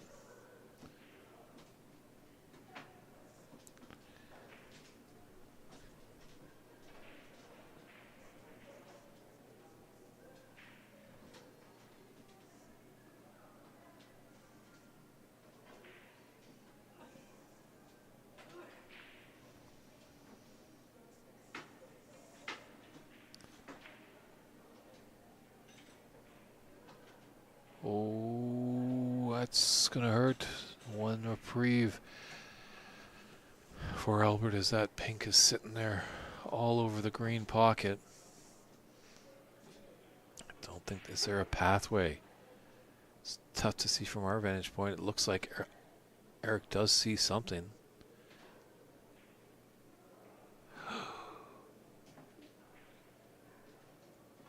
Was there a path and he just didn't hit it?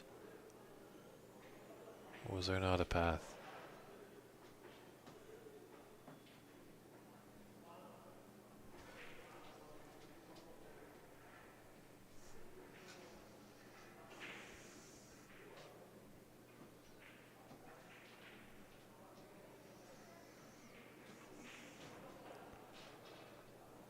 Let's go speed up. That's all right. Good and safe.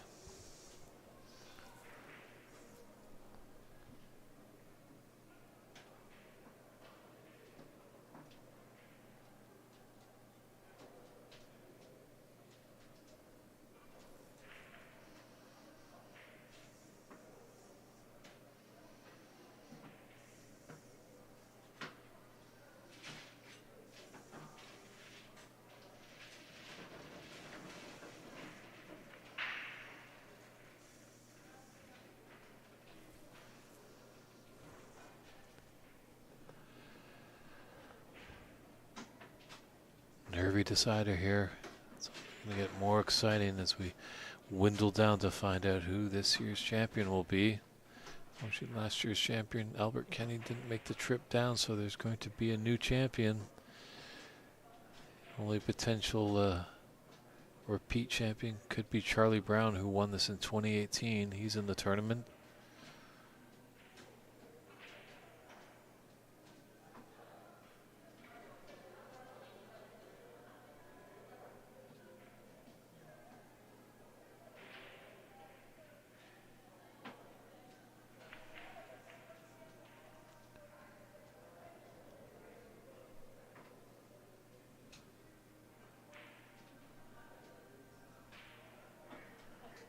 Thanks for the note there, Rick.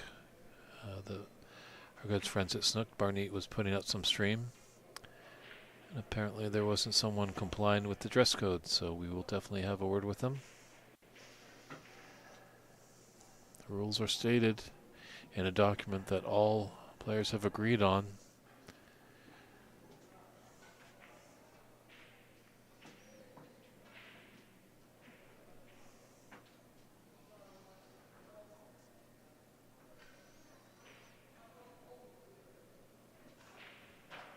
Well, it hasn't come enough that there's a thin cut.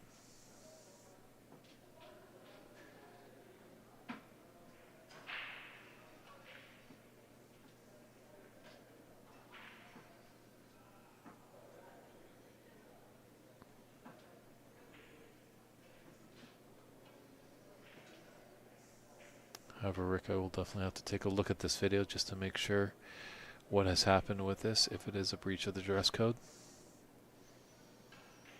Because we have to have 2 venues this year. We're in Richmond, our other venues in Surrey, so it's quite a distance away. Myself and Lancer that are in charge of this side over here can't make a quick jump.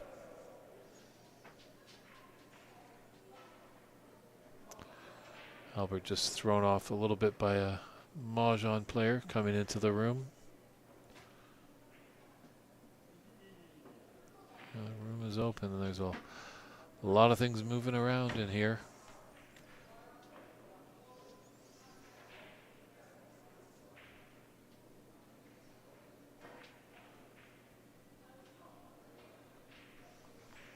Wow, what a blue. Puts him nicely onto this pink. Oh, are we getting down to it again?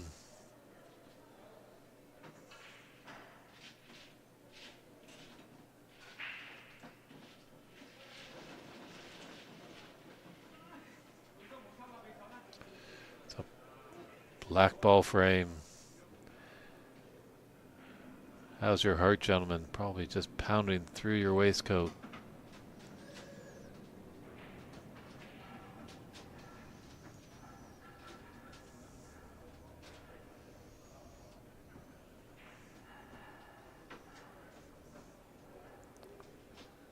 Let's just come a little short.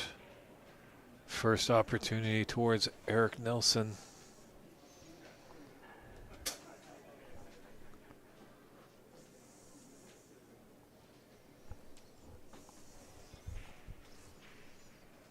This for frame and match. Oh, we can't get it. Is it coming back? Oh. Oh my. I don't think he can cut that unless he... That is ultra thin.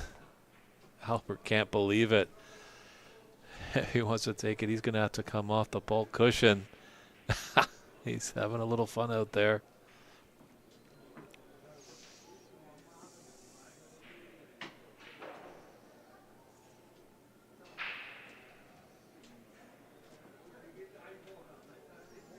That's the best he could have done. Acknowledged by a tap on the table.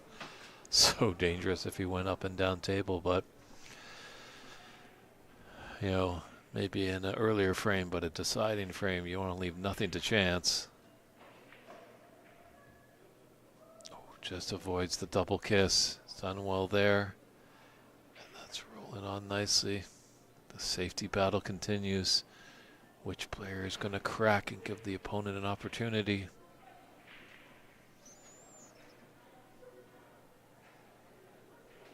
Oh, a double kiss. This is going to hurt him. This for frame and match. It's thin, but it's definitely there for Eric. Black into the yellow pocket. Definitely coming around to inspect every angle there. Just a little jostling between two players. All having a little chuckle.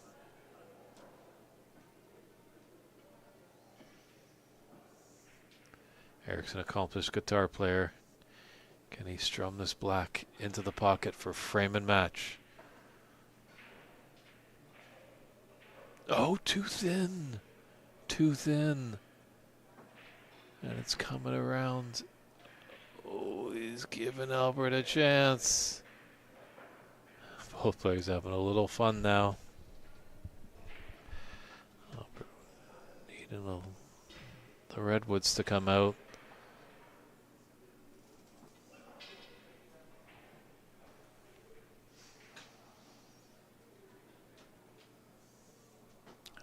Albert's turn for frame and match. Oh, and it's there, just drops. What a match there was. Albert Lamb takes it by a scoreline of 57-46. It was a nail biter. Handshakes all around. So we're going to step aside for about 10 minutes and come back, I believe, with another featured TV match with Gordon Wu taking on Dermot Devine. Stand by, everybody. We'll be right back.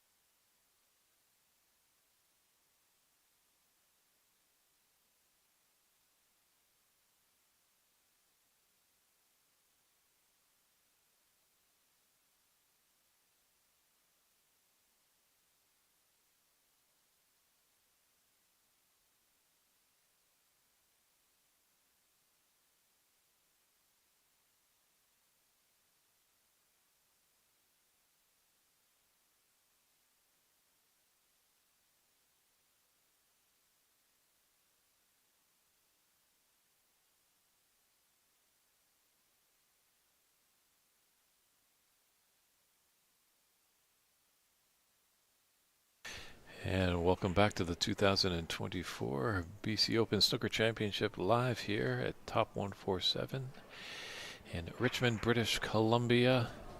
It's David Burney in the booth. I'm joined by John Robertson. How you doing, John? I'm doing quite well in between matches, so try to add some insight to this one. This is actually in my group. I think Gordon and Dermot are battling for third place in our group. And right after this, I'll be playing against Sean Telbin for first.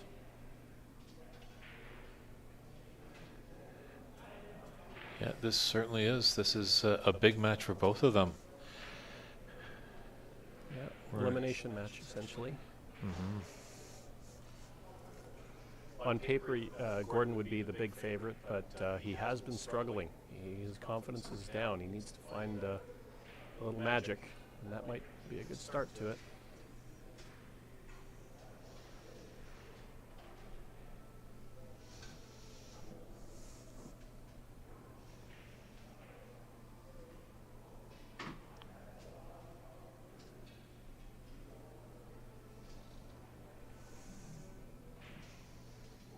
Looks like he went into the reds to get on that red to the left corner, and I think he has it, maybe over the house, but should be able to drop it in for position on black again. Well, that's kind of what's been plaguing him. Just can't string a break together, but he can make some pots.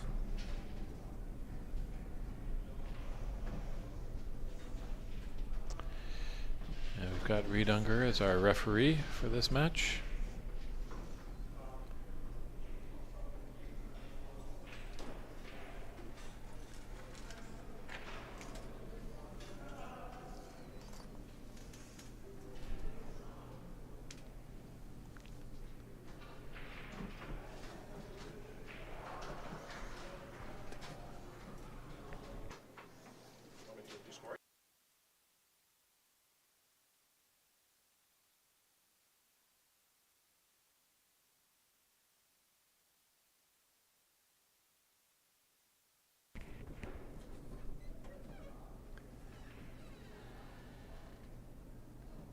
Looks like Gordon's just going to try to play a safety and leave Dermot under a bit more pressure than Dermot left him. Try to get closer to the balk cushion.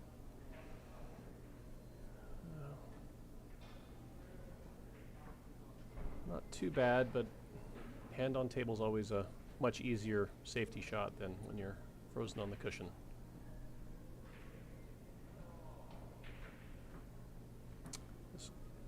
Oh, I dodged the pink, but no.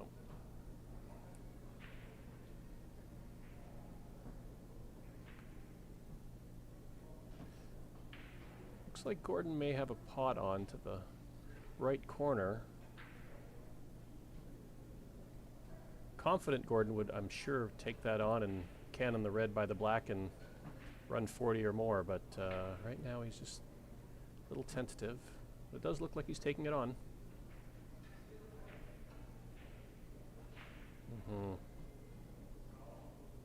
Oh, 4-point safety.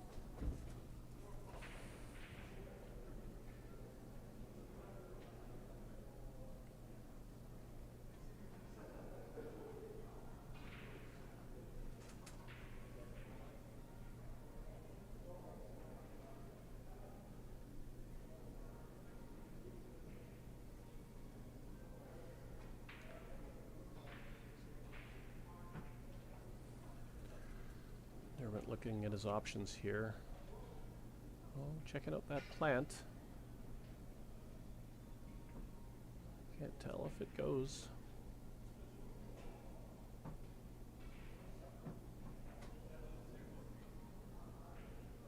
Looks like he's just opting for a clip-off safety again.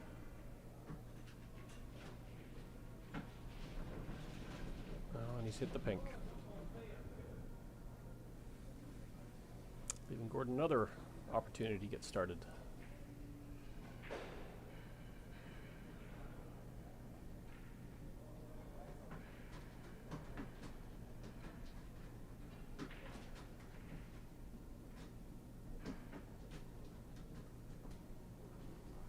case you're wondering, David's just checking on our staffing as we're scrambling to get someone to run the scoreboard. But I think we've found someone, perhaps. I'm not sure.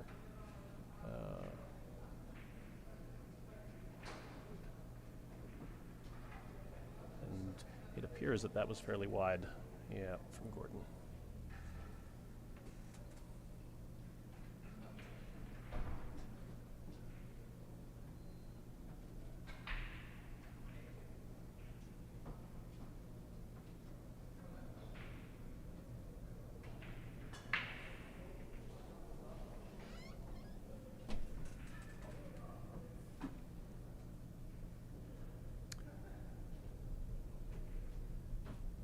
Going for a little shot to nothing into the corner here. No, a double. That's a nice safety. Good creative shot. Didn't see that. Fortunately, he left the pot on, but it's not an easy one, and it's not hard to, or it's not easy to control the path. So we'll see what Gordon can make of this. Beautiful. And he got around that side. Yeah, great pot.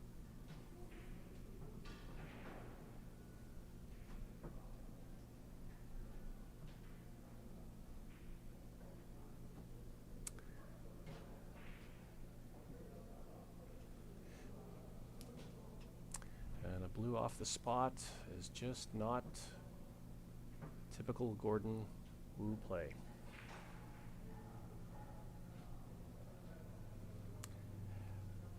But as I said, on paper he would be the strong favorite, so he just has to find a way to play well enough to win. Just get the W. Dermot trying to play spoiler. He's not the strongest break builder, but he does know how to play safe, and he understands the angles and cutting off exit lines and things like that. So he's actually quite a tough opponent if you're not making breaks.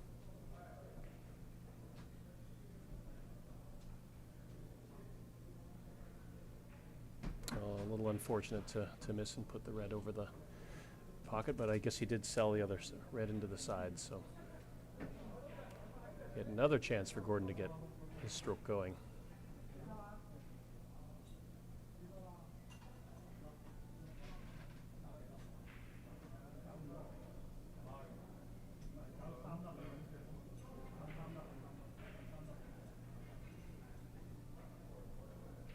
Definitely a little jerky with the tempo. Some indecision in the potting angle.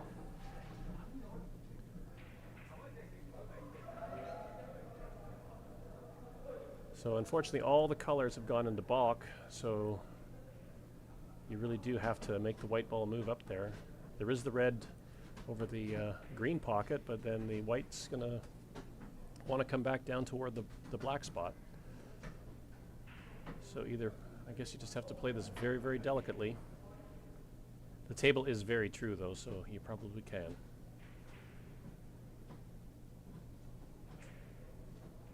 Oh, great pot. Oh, the kiss helps. But still, yeah, coming all the way back to the typical scoring end. Now the question is, does Dermot... Yeah, it's probably better to play a safety on the pink, put the pink back into play and leave him snookered on the balk cushion. Hard to tell from this angle. He might be doing that. No, he played the pot, but he did leave it up here.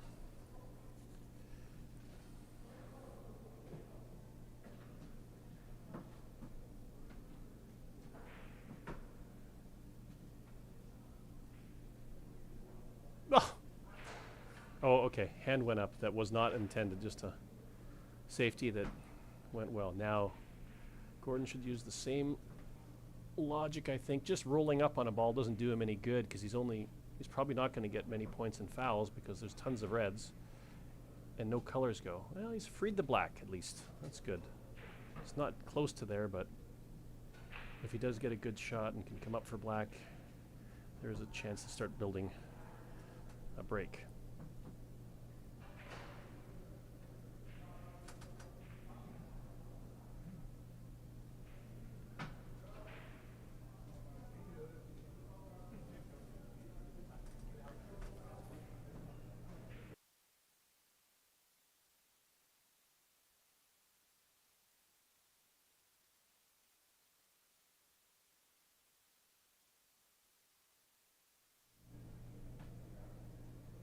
Gordon just looking at his options. Probably going to play a stun safety. Try to keep it to the ball cushion. Oh, he just kind of decelled on it. But it's going to work out under the brown.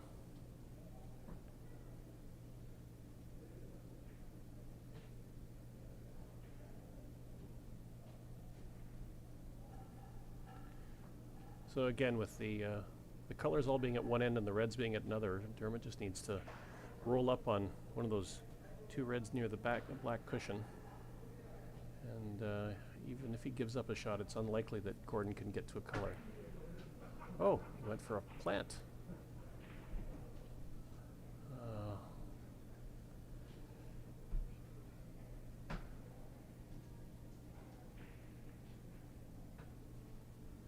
I guess he could see the ball. That's the apologies for not being able to see the angles perfectly from our vantage point.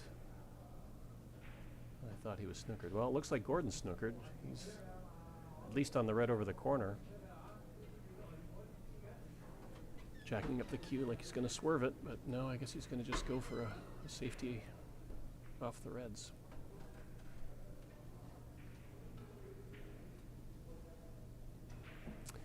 Oh, I don't think that's very good. Oh no, it's okay. The red is far enough up. It may not be a potable ball. Yeah.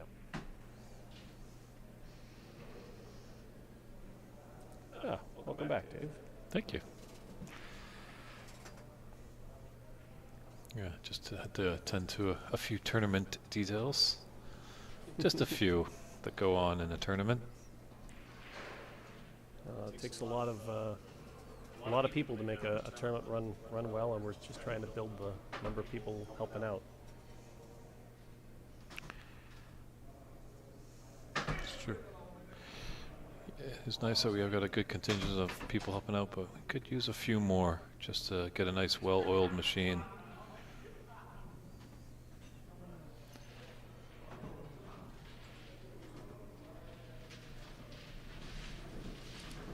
It's hard to say, but I think that red may be covered, or if not, it's a straight-in red and almost impossible to. Well, I think Dermot's queuing up to go for it. Just kind of banged it out of there. There's a good chance if he made that red, his white ball was going in after it. Yeah, funny little table here. Almost Lynchian, as I like to call it, as all the beautiful reds are on one side and all these little red ants are on the other. Well, yeah, you can just tell by the position that Gordon played on that red that he just wants to put balls in the pocket, take whatever he can get. More confident, Gordon would have tried to get to blue or black to bring it more into play for more scoring, but 4 points is 4 points. And looks like another safety going to come up here. Yep.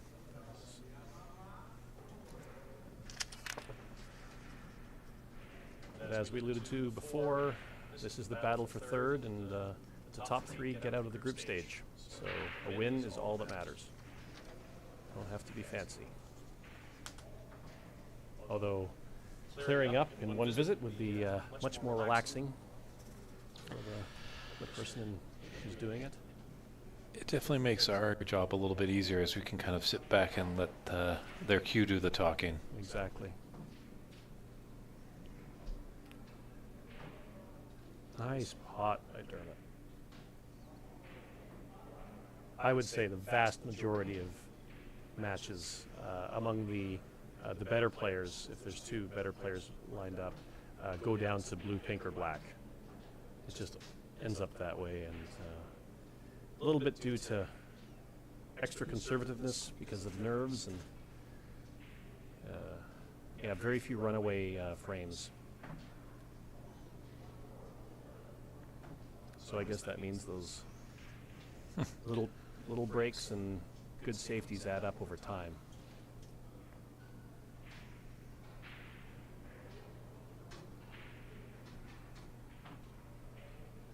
Is this hard enough? Yeah, there's quite an area up here by the green pocket.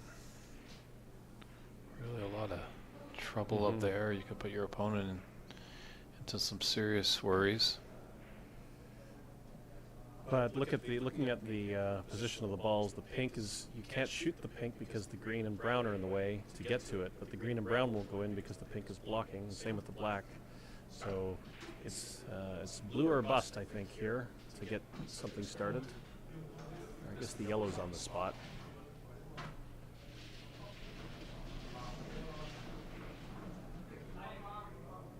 So unless something changes, oh, and the blue just went into that mess too. This could be a 1-by-1 frame. It's going to just be a battle of 1 point for a 10-footer. Yes, it was Noah's real plan. He just wanted to take one animal one at a time, not two. If I was playing, and depending on who was playing, I'd ask, you just want to re-rack? Because it's such an easy snooker to, with 5 balls there to work with. You're just going to end up playing shot to nothing safeties all day. Or Gordon having a 9-point lead probably wouldn't want to re-rack now because it's almost a big lead in this on this table. Well, he's put a red up table, so Dermot's got a chance. If someone could get make a ball and get an angle on that pink, put it back on the spot and get back to the reds, there's a lot of pinks that could be made with the way those reds are sitting.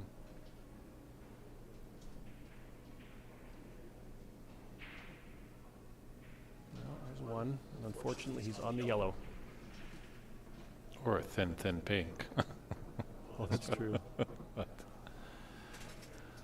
Well, but Dermot not being a big break builder, he's probably quite happy to have it all tangled up there and just 1-by-1 and safety it against Gordon. It's probably more to his advantage. Yeah, I think Gordon would love to just get, as you said, a pink down there, get his potting boots on. He's struggled a little bit in this tournament. Kind of surprised at his record. I thought maybe on the onset he might be up there battling you for your top position in this group, but Sean Talbin's no slouch. Well, my match with Gordon went a little one-sided. I fluked a red in the first frame and cleared up, and that was one frame, and then ran 2 fairly large breaks in the second frame, and that was it. It was over very fast, but that's what happens in a 2 out of 3. Just score when you can. Because I knew if I didn't do it, he might do it to me.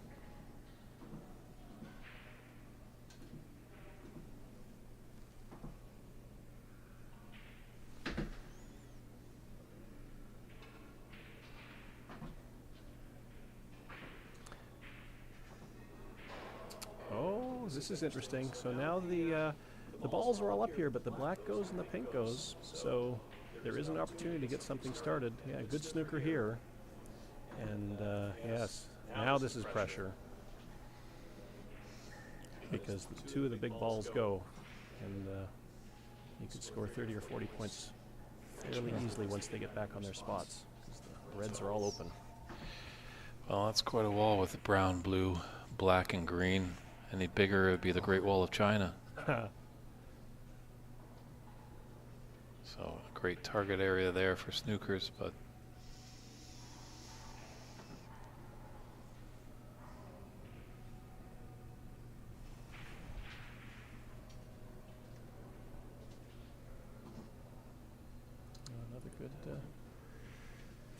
good safety, just keeping Dermot under pressure, but he probably has an out off the middle reds. Yeah, he should be able to get up and down the table from there, I think. Oh, little collision. What's going to happen here? Oh, the black's going to go even more toward the pocket.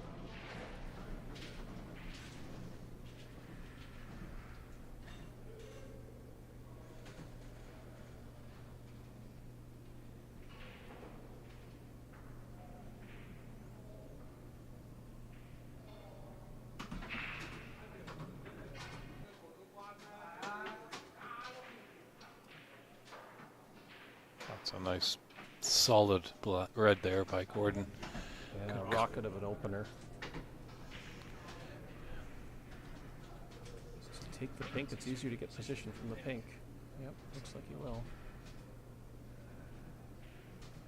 Is he? Yeah. Yeah, I think we were talking before the match that just the confidence level of Gordon is just not there. Mm-hmm. You can tell he hit that ball a little thick. He, went in the pocket, but it wasn't at the angle he wanted, so the white ball just didn't come off the cushion very fast. Left himself another long one, but this is his specialty, just popping these long pots with stun. It's just not happening right now.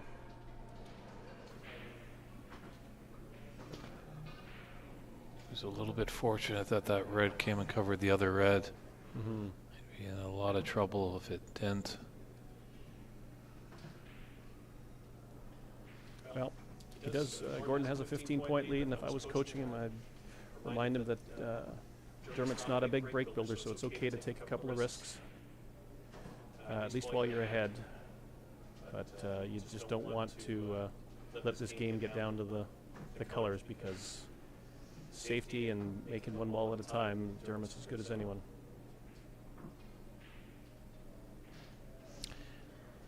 Yeah, sometimes you don't want to be just too cute. You gotta, when you got those easy pots, you gotta take them. Yeah.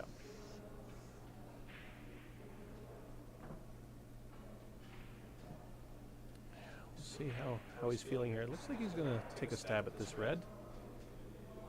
It's kind of what I'd probably advise it as well. Good chance if it goes in, he's probably can secure the frame. Oh boy. You can talk yourself up, but it doesn't help to see your ball miss the pocket by 4 inches. It's just, that's a bit of a reality check. The stroke just isn't quite online right now. So Makes strategy very tough to, what shot do you choose when you don't know where you're actually hitting the ball?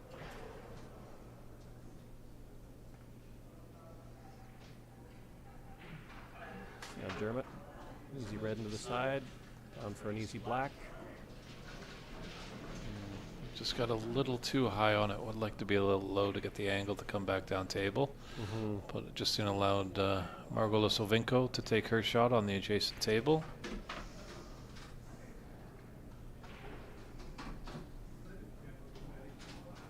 Yeah, if he just plays toward the blue spot or so, and oh, he's going to zigzag it. Oh, what a great shot! This is, as long as it's not in. Yep, it should be on that red.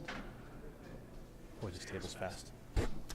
I just played on table 1, and it's not the same speed, so I thought that was going to be just off the cushion, not 2 feet off the cushion.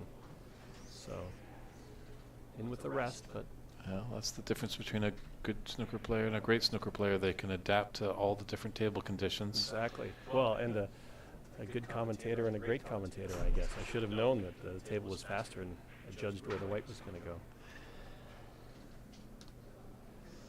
But this could just be a drop in. Black position's just fine. Just put the red in.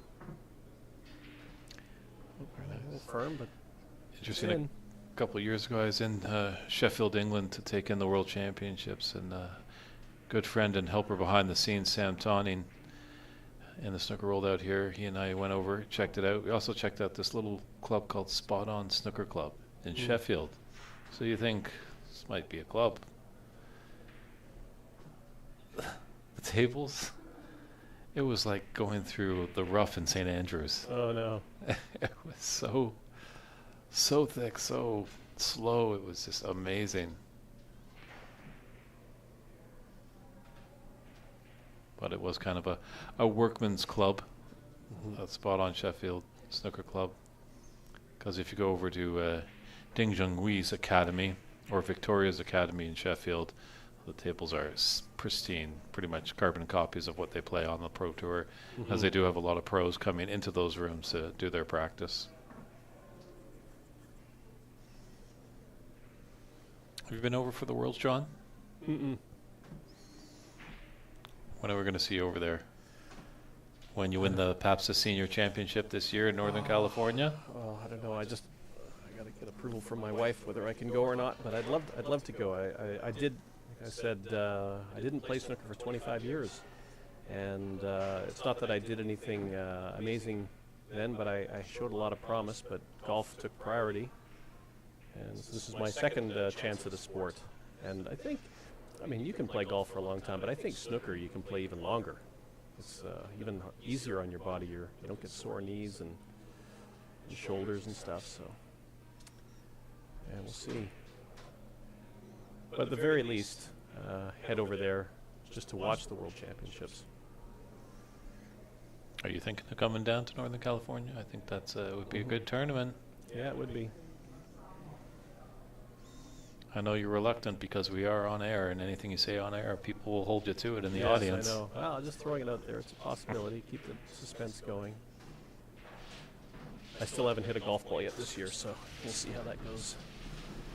But planning on scaling back the golf and maybe dialing up the snooker. It seems like there's a pretty good contingent over there on Vancouver Island. Mm-hmm. Yeah. It's good to see. We're trying to get I guess enough people together to host a league. It'll build itself. We have 2 of the players in this tournament have their own tables at home, so we could have home and home matches and get some competitive play. My one friend Eric Nelson, who had just been on the stream last game, we play a lot of matches together till the wee hours of the morning. Much to the chagrin of our wives, but it's at least they know where we are. Just somewhere between the balk line and the black spot.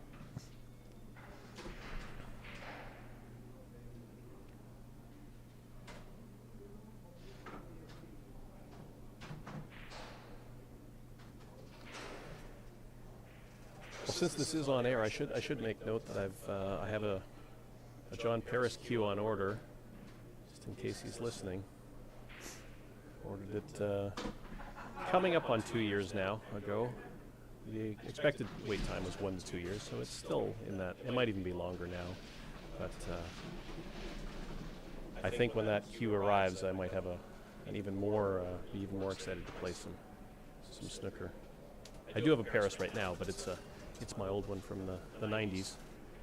Doesn't have any of the bells and whistles of the new cues with the quick extensions and whatnot. I think he just popped up away from that just a little too quickly.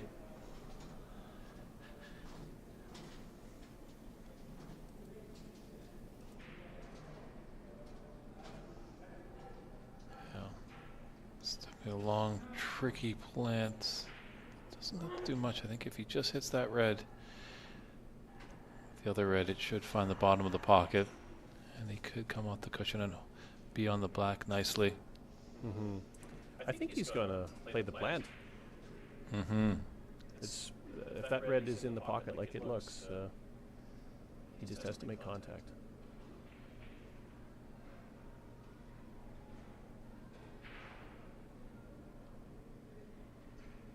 There's Gordon retreating to his case to get his telescopic extension.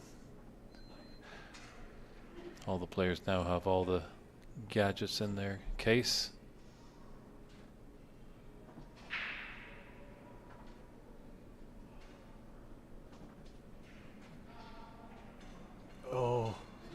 Oh boy. I don't think that's how he wanted to hit it, but it's in. I don't think he had a millimeter to spare there. Sure, I definitely think his heart was in his throat on that one. Mm-hmm. Yeah, looks like the score's all square, so that was not the time to leave the ball over the pocket. So, and there's this black. Is it in? Yes. Well struck. And he should be. Seven. Definitely a red Gordon should be able to make here and be on the black, so. Yeah, he still needs the brown. But the black to yellow isn't too bad. Just stun it up off the, just missed the side pocket. Should be on the yellow, and the green's a drop in. So, fairly straightforward positional shots to move along here.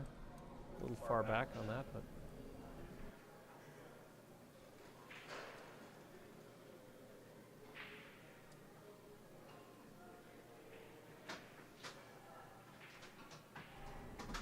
yeah, well cued.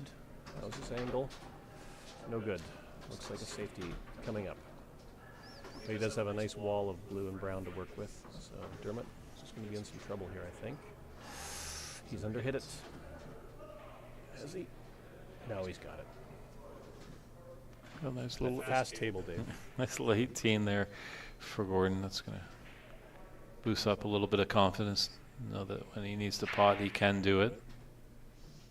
Dermot just having a glance at the scoreboard, trailing by 17 points with 25 on in this first frame, best of 3 round robin match. Pretty much a do or die match here.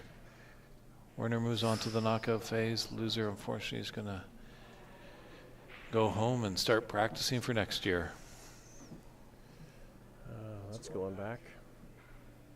Reed Unger, referee, putting it back.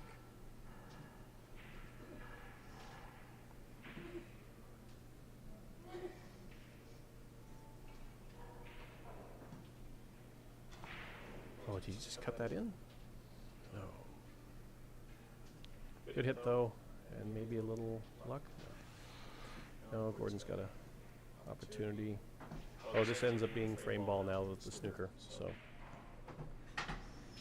yeah, just needs to drop in the green, and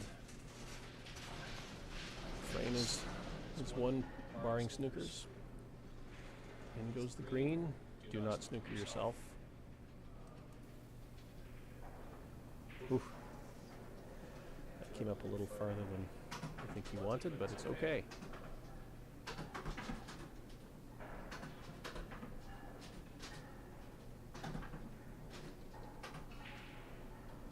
Good shot. Very sensible.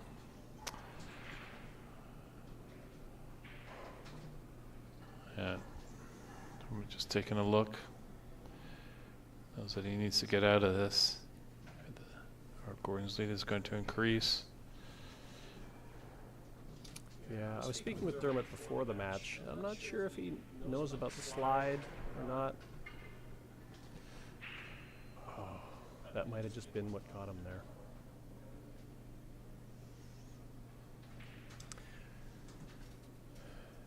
Yeah, the slide just makes the white ball come off a little flat. That's why he missed it wide.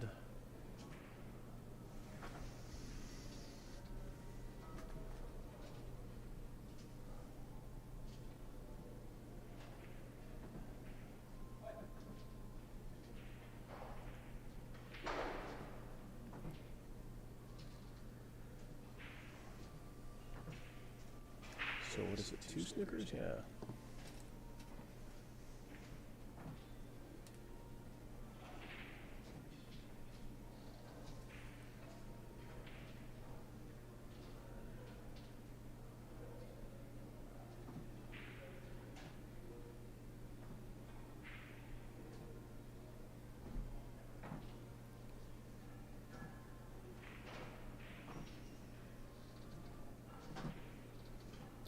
Very nice spot. Okay. I guess that's what he meant to do. Pink's not in a terrible position for a snooker. Yeah.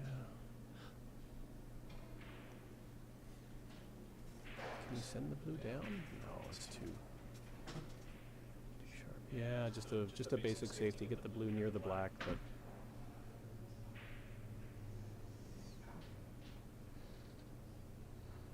if I was Gordon here, I would just try to cannon the black a little bit. Just get a little closer. That's it, perfect. Just get a little closer to that cushion so it's not hookable. What a great shot. That shows some insight into what Dermot needs, and just take one of those balls away. And the pink isn't particularly good. It's hard to get a snooker near the side pocket, especially when the ball's that far off the cushion. So, yeah. Dermot's got to get really creative here.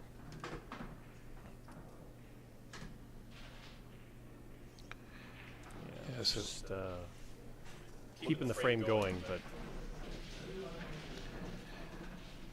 sure that'll make Gordon a bit more comfortable with the situation, knowing that Dermot's got a task in front of him to try to get a snooker. And yep, just roll it down by the pocket now.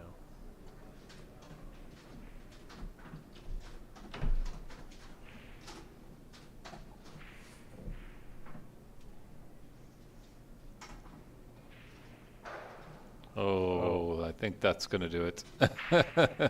He just nods with the, he's conceding the frame there. So Gordon Wu takes that first frame of this best of 3 round robin match. Just while we're on board here, just some updates from around the tournament. Looks like Barneet Collier, Gary Sun, and Harmanpreet Grover are moving on. They're the top 3 in their group, as well with Aaron Singh, Wang Chen Chap, and Song Chen are moving on. And Alan Huang and Jonathan Sun and Brian Brown as well are moving on. So results are coming in. See some players on the bubble. Some are fighting for their lives, as these 2 gentlemen are right here. So Gordon Wu does have the advantage, but Dermot, Devine set to break off in frame 2.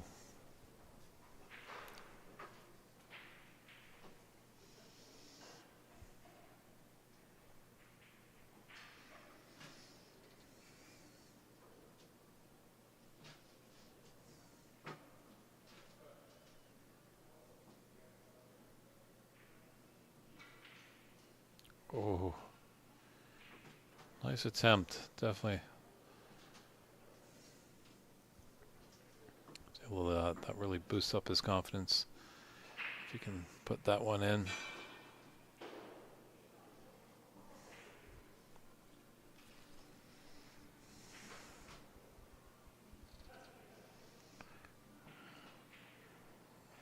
And at the conclusion of this match, we'll have the final TV match of the day. Looking like it will be Dave Daly.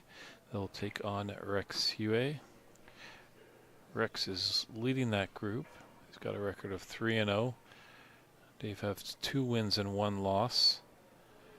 But with Chang, Han, and Namawan losing 3 matches, definitely looks like Dave will be moving on into the knockout phase as he kind of bookend our broadcast on the round robin phase. He started the tournament yesterday with our first match, and he's going to close the round robin.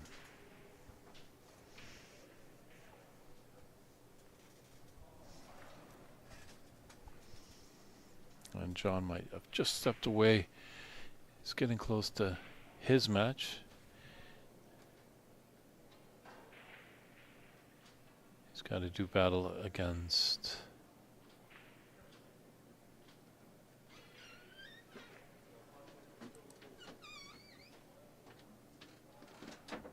John's final match is against Sean Talbot, which I think actually John is going to come back. He's just taking a comfort break. But that will be some match there between Sean and you, John. A battle for first. Yeah. I hope it doesn't go too close. I'd like to get some lucky breaks and some good breaks. No one, only the fans like a decider. I don't think any of the players do. No, it gets really nervy. Especially if you get dwindled down to the colors, and even more if you go down to that final black in a decider. Exactly. In the team tournament, I lost a singles match on the black. Played a poor safety, it was a horrible safety. And then there's nothing you can do when you just watch that black slide to the open and leave a fairly straightforward pot. A team tournament you talk about, John? Yes. Very interesting. Yeah. Well, is Canada tuning in? Do we have any other provinces that have a team tournament? BC's got a good contingent out here. They'd like to take on some other provinces. Yeah, it's a neat format. It's very hard to sit and just watch the team, and you get, what is it, one timeout or one timeout or 2? I think we did 2 this year. 2. That you can come and talk to your fellow teammate at the table. Mm-hmm. Yeah, it's only the second year that we've done the BC team tournament. We're all learning and growing together.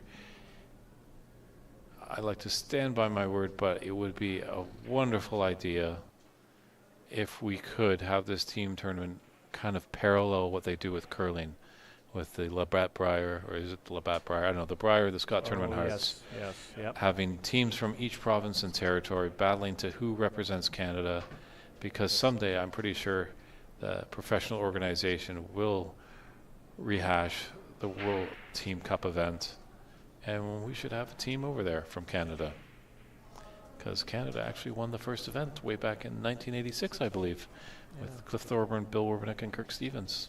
Oh, I've heard of them. I think they're a little classier players than what we have right now, but we'll try to get back close to that. I don't know about faster. There's the grinder in there, but definitely Kirk Stevens saw something about there. He was a fun player to watch. I hope someday we can get that full match of, I think, the 1984 semifinal with Jimmy White and Kirk Stevens when Kirk had that 147. Heard it was just a feast for the eyes. Yeah. Have to get one of those white suits to wear. I think that was an 80s thing. I don't know that you could do that anymore. You could try. See, but there's no individuality in it. You know, if you wear a white suit in a snooker room, everyone's pretty much going to be like, either you're paying homage to Kirk or you're just copying Kirk's style. That's true. That's true. I want to see some more players break away from the traditional all black that it seems like we see a lot. Well, Gary Wilson wears that vest with the dragon, I think it is, on the back. Adds a bit of color. It's a bit wild.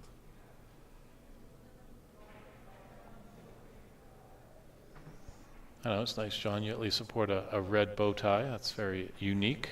Mm-hmm. Well, that's one of the benefits of getting older and less flexible. I don't get my head tilted as much as I used to, and I don't even notice the bow tie anymore. So, yeah. So why not wear one? You know, it's interesting as well. When I was at the PAPSA Championship in Saint Lambert, just outside of Montreal this past October, the great Presley Backus, who does a lot of great stuff with the OBSA, actually wore a cummerbund. Oh, wow. Which is actually legal in the dress code. But not a waistcoat. Waistcoat. Just the cummerbund. Oh, and a shirt and a bow tie. And did he put the chalk in the slots? I guess so. He puts it somewhere. That is one of the things I like about the waistcoat, is you have a nice pocket to hold your chalk. I normally use a magnetic clip, but it's awkward when you go to sit, because then the chalk is invariably you forget and you sit on your chalk and make a mess.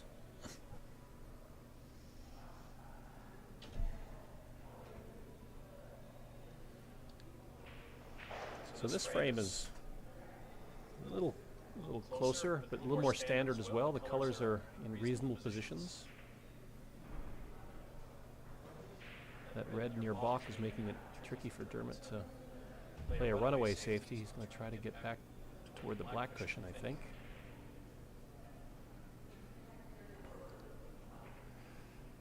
I'm not sure how close that red is to the side. If that's an easy little back cut for Gordon, it looks like it might be. This could be the starter.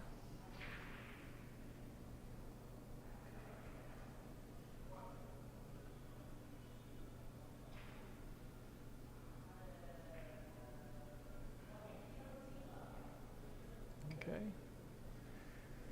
Again, these are tough when you're struggling to find it. That if you were confident that brown on the side is fairly straightforward, just drop it in. You're going to land on either the red near the black or the red near the side, depending on how hard you hit it. So, is Gordon going to step up and drop it in? Looks like he's playing it. Oh, but to the corner. Compromise. Made the ball, but I don't think he's got an easy red now. Maybe Is there an easy shot on the snooker table, John? Oh, there's familiar shot. How about this? Familiar shots, the ones you set up to make sure you make. Yeah, that back cut red is on, and actually it might zigzag for black, but boy, you don't want to do that because you're going to leave Dermot right in the reds. If you're going down there, you need to know the ball's going in. So, yeah, I don't really like that brown shot, to be honest. Now that I don't think he does either. Now he realizes there's not a whole lot of good here. It's not easy for him to get a great safety. Maybe thin this red and get behind the pink. Yeah, I mean, it's pretty good. He just couldn't get behind the pink because it was too sharp of an angle. I think Dermot's fancying this red. Definitely well above average difficulty. But again, the position would just take him right down to the black if he rolled it in.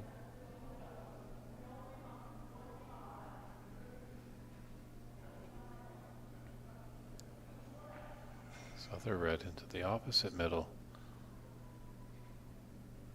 What the? Oh, he's trying to. He's opened the door. He's given.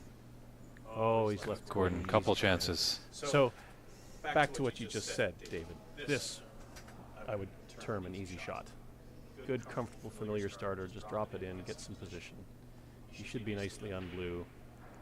Now, if he can just keep his white ball under control, there's a whole bunch of points to be had here. I do believe you described that last shot as a familiar shot. Yes. We're not talking about easy shots. Well, easy, familiar. Familieasy.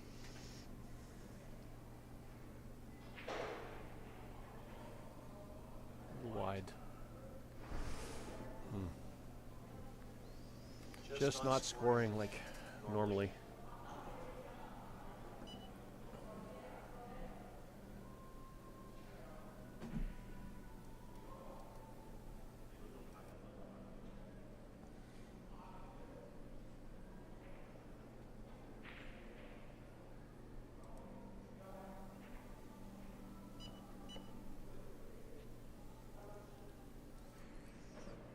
Yeah, he's just looking in that bunch if there's anything in there.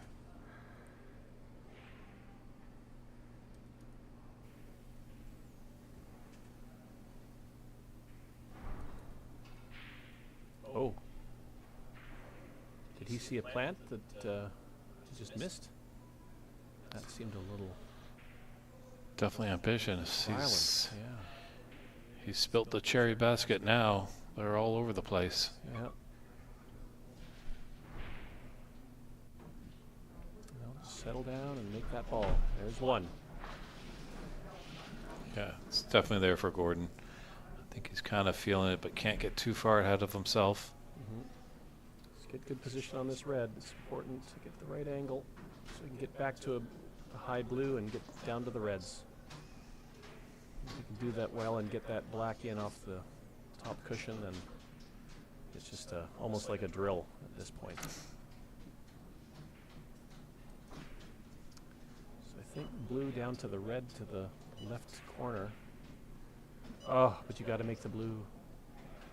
Yeah, the position was there. It was all going to fall into place, but he's giving it up to Dermot.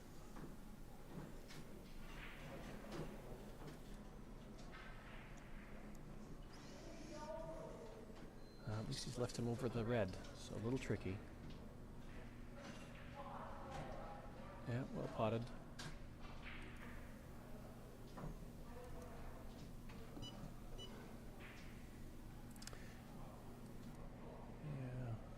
That black is, you can see from the angle that there's not a lot of room in that corner pocket. You've got to be accurate here. And there are some tables that would have gone in, but not this one.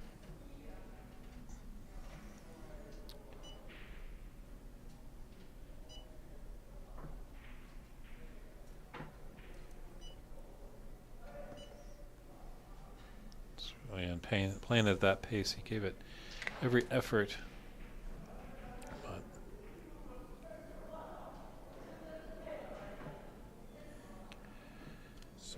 another round of let's play some safety until someone gets a shot. Gordon 20 points ahead. Yeah, that red by the pink obviously would think about the shot to nothing. Unfortunately, you've got two reds and a black. That definitely, I don't think there's a pathway through there for Dermot. Oh, give it a go. And that might be the miss there that you're talking about. It wasn't a safety battle. He's trying to take on that long red. Mm-hmm.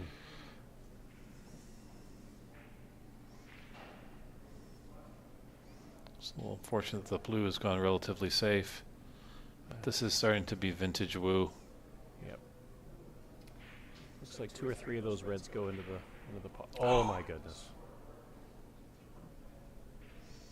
Well, I took my eye off the brown too, I guess. Just took, as they say, took his eye off the pot. I assume that was in, and I'm sure he did too. Just thinking about where he was going to put his white for the red. The keys in the car, Cardinal error. the engine was motoring, he just forgot to open the garage door. Mm-hmm. That's right. Nothing good happens from that.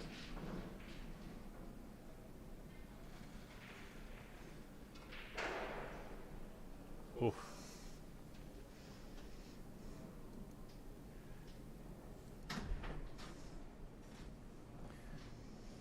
Just making sure that red got to the pocket. Didn't want to leave it short. This is tough, thin black. Perhaps easier than the last one. He's looking away though, looking at maybe a safety. I think you gotta just take this black on. It's not that tough. Because the payoff if it goes in is immense. Black on the spot, all the reds go. Just make it. But the miss could be a nightmare. It is a nightmare. Oh, did he get away with it though? I think he might have. Gordon might have a shot to the side pocket.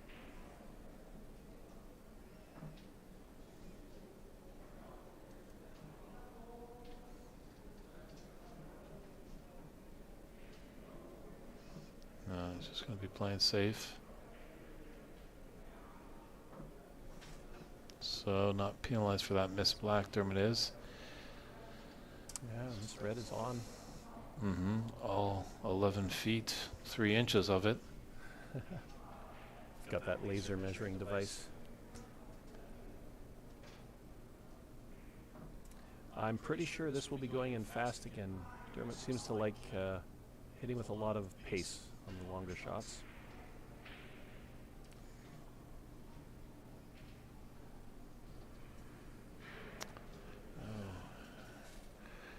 And he's got a relatively easy starter there. Gordon does. Oh, well played, except he blocked the black.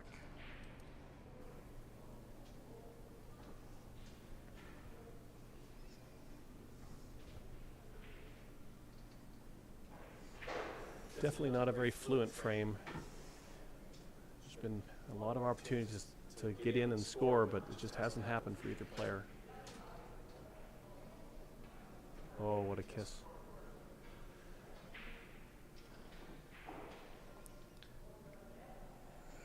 But slowly but surely, Gordon's maintaining his 20-odd point lead, and the reds are disappearing, so Dermot's got to get his key in the ignition, I guess. Yeah. Well, if you use a key nowadays, unless it's a Tesla or something like that, that just turns on automatically.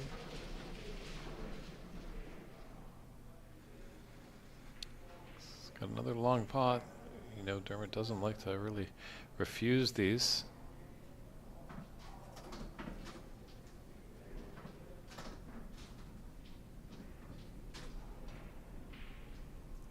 Oh, that was jumpy for sure. I think he'd rather have that one again.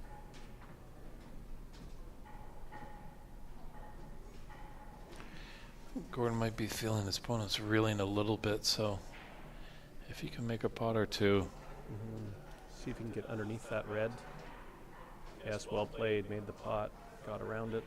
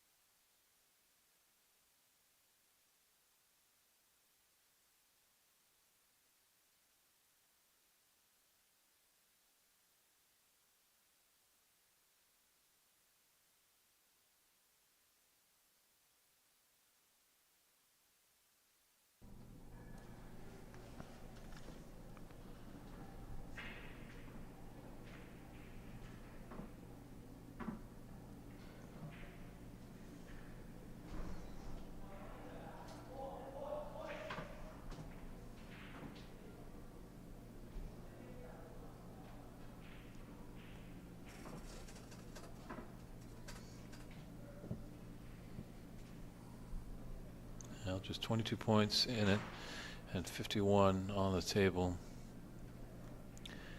Colors are all over the place, not a single on its spot.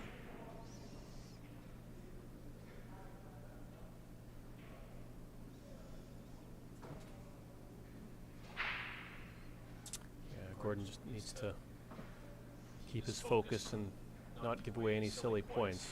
This is how upsets happen, when the table gets messy and you get sloppy. So just keep it tidy, and it should be very hard for Dermot to score points to catch up. And, well, that's exactly what you don't want to do. Depending on how sharp that angle is, you either drop it in for a straight-in pink or you roll it off a cushion for the black. But you should be able to score 7 or 8 points off this red without too much difficulty. Oh, he went right in between. That's my Mr. Miyagi saying. It's wax, or no, what is it? Do karate or do not. You stand in the Wax middle on, of wax off? Well, there was wax on, wax off, but no, it's do or do not. Like, there is no kind of try, because that's when you get run over in the middle of the road. It is. Cross the street or you stay. So There is no I in snooker. that's right.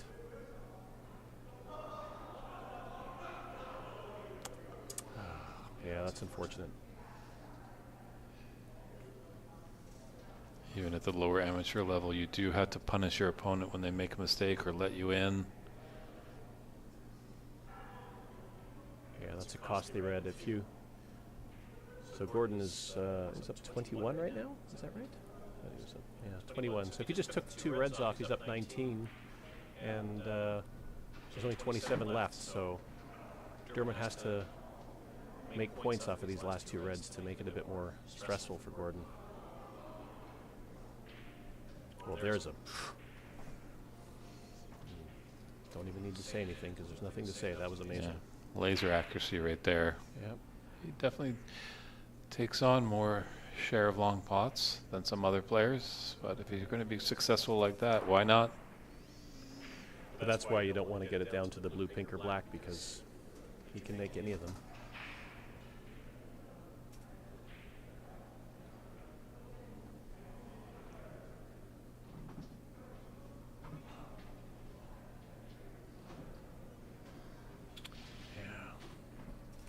Taking on this back cut pink with a stretch. He's got Nice it though. cut. That's good. And he's on the red. Well done.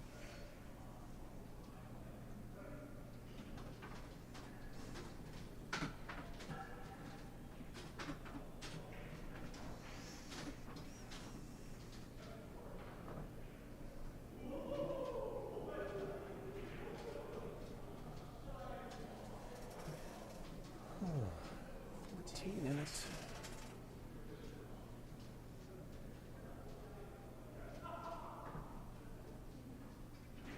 Maybe thin the red back and forth. Yep. Or just pot it. I didn't know it went.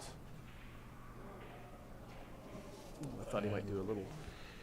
Looks like he has the snooker there, but should be an easy escape here for Dermot. He might be able to leave Gordon in the snooker. Mm-hmm.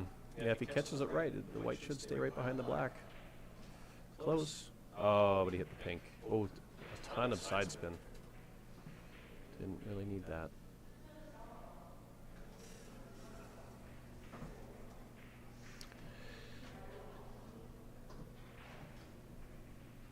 Thanks for the kind words, Ice Teaker, or Tecker. Enjoying our coverage. Is hoping that a little bit of the snooker will improve, and I think that will. It's definitely improved a lot since I started to run some things here in the lower mainland, and I think just getting more and more of these competitive tournaments are going to put more people into the practice room trying to improve themselves.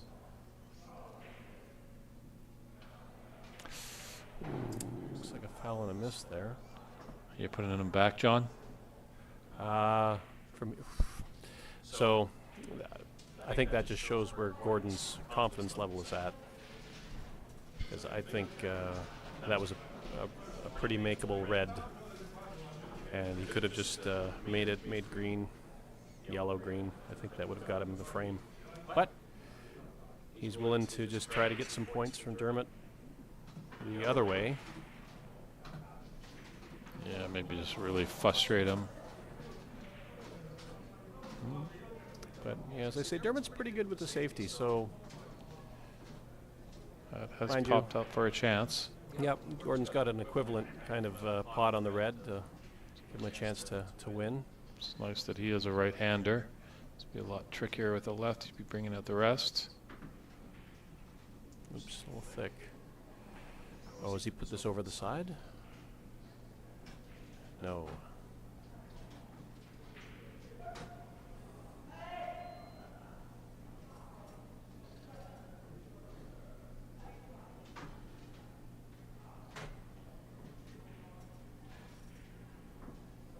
Oh, the double kiss. It's only good in France. Fortunate he's close to that cushion. The DDK. Dreaded double kiss. That was a triple kiss almost. Yeah. So he's left a long red for Dermot.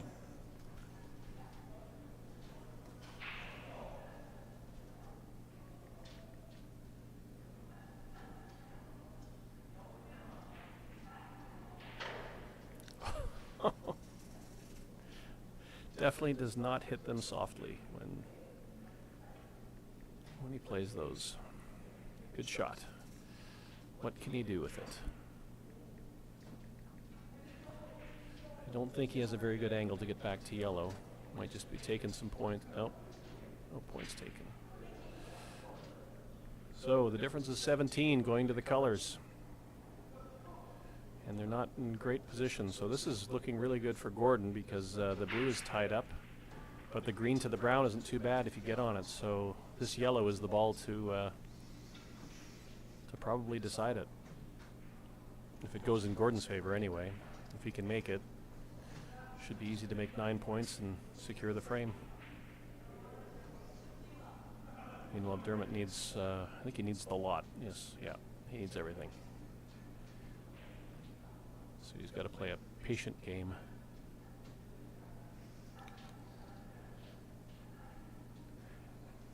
Well, a slim of hope there. It's a thin cut. But when you have a 17-point advantage, might want to err on the side of caution and take it. No? No, he's playing, yeah. I think that's sensible. The blue, I might have stepped out there with the blue being where it is.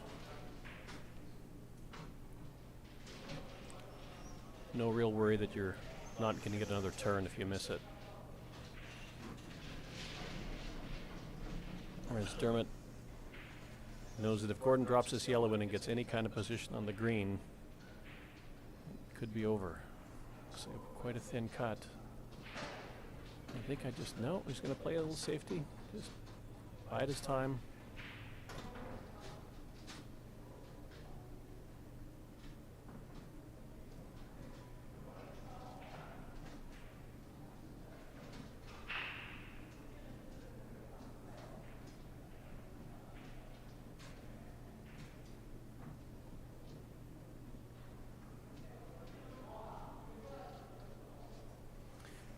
I think the double's pretty on there.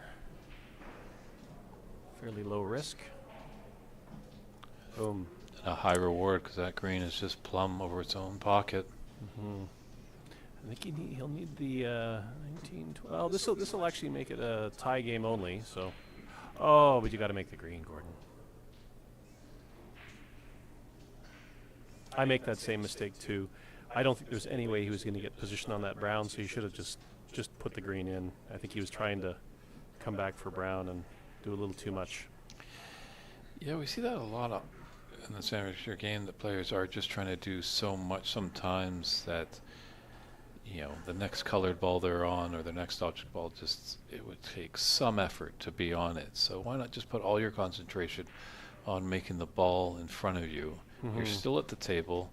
You can take and use that next object ball to lay a snooker or something like that. But at least you're at the table and you have options and you have a few more points to the good. Well, especially at this point when there's less and less balls like that. That would have gotten the game. At least he would have, without snookers, he would have gone to a respot at worst. So.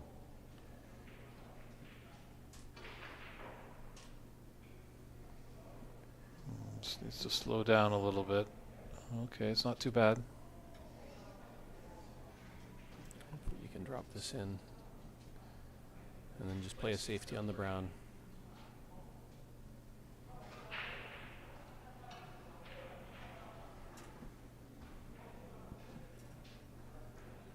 Oh, when he fluked it. You can't believe it. Yep. That's one way of putting it in. Well, that's what I call the 7 cushion double, or the septuple. Yeah, that's a few not rattles and then a... Not luck of the Irish there.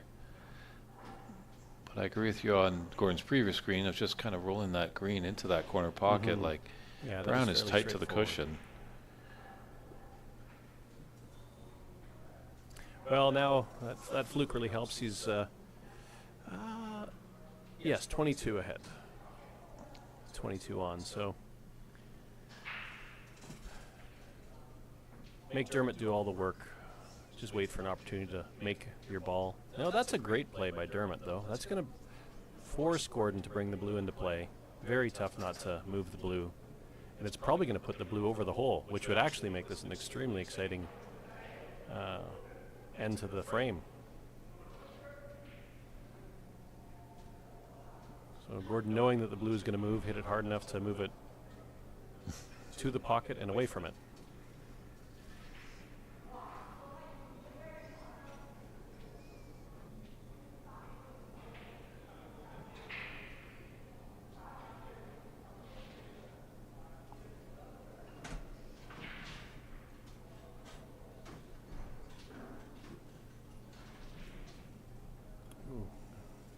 Good effort. And I think he's gotten away with it.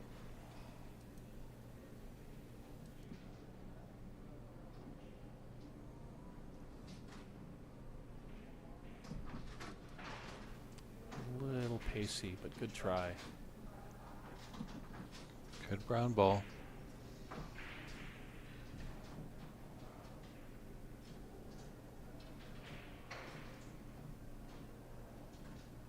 Yeah, Gordon should have an open table pot at this brown, unless the pink gets in the way.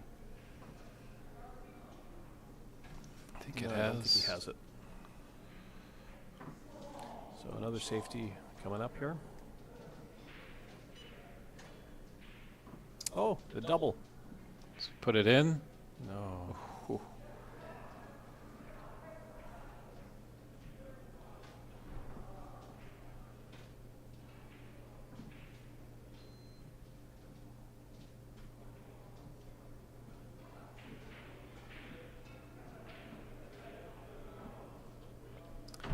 Another close one from Dermot.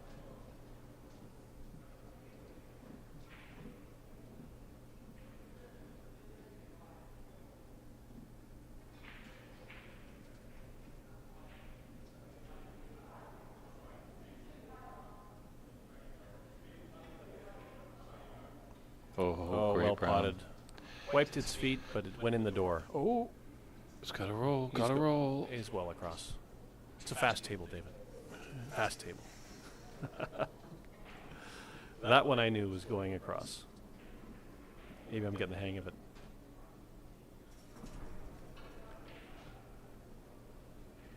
Did he just pot the black?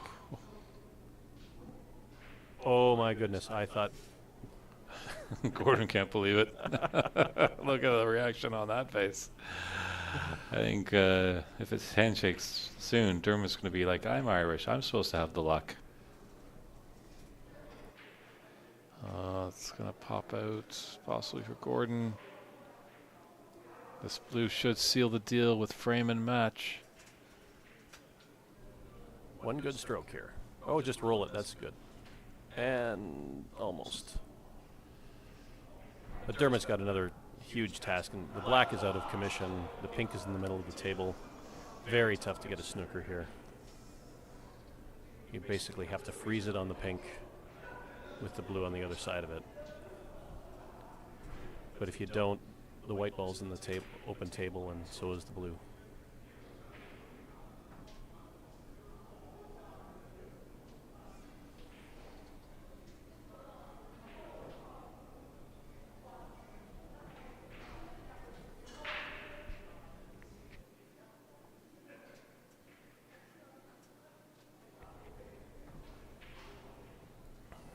I think there's an angle here, though. Just a run through off the ball cushion, back up to the pink, and the blue. Well, it might get a little close to the corner pocket, but if you freeze on the pink, it won't matter. You tried it.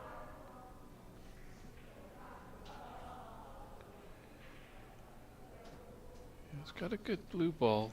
It's rather tight to that cushion, so it's a thin cut.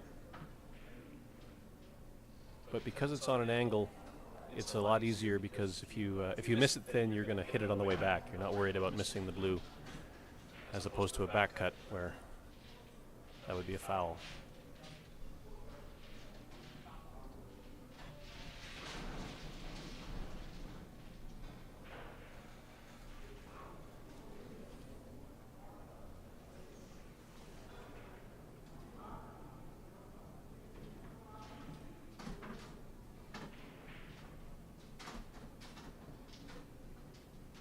It's good and safe. Sometimes you just have to have patience, wait for your chance. Mm-hmm.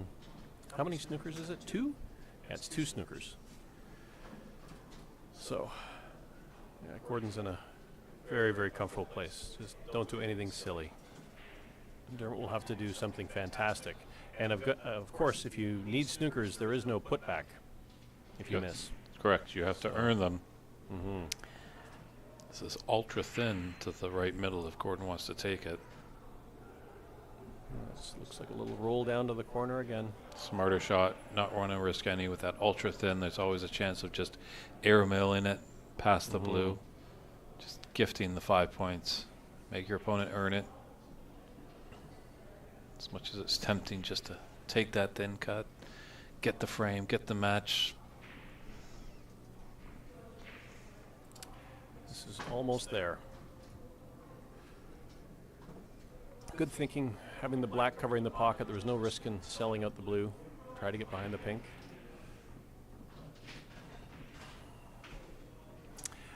It would be good if he gets the snooker, but I wouldn't be putting that blue anywhere near that pink. I'll give Dermot a chance to stop the white and snooker you with it. Oh, and there's a mistake. Yeah. Blue to the left middle for frame and match for Gordon Wu. And he's too boy, wide. He is just rushing.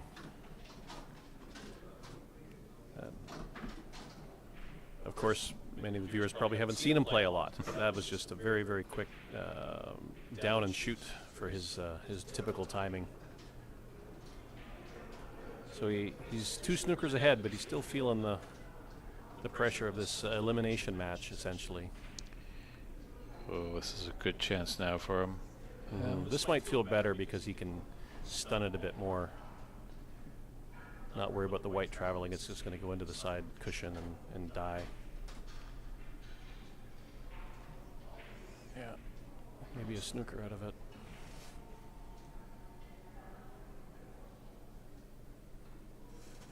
No. It gives the point, misses that, handshakes, there it is. So Gordon is moving on to the knockout phase. It will start tomorrow. We've got one more match, I believe, with Dave Daly and Rex Huey. John Robertson, thanks for jumping in and providing some great insight. Good luck in your match. Yeah, thank you. And need that one to get a bye, so see how that goes. Good luck to you, and we'll step aside and we'll be back with our final match at day of the 2025 BC Open Snooker Championship. Take care, everybody.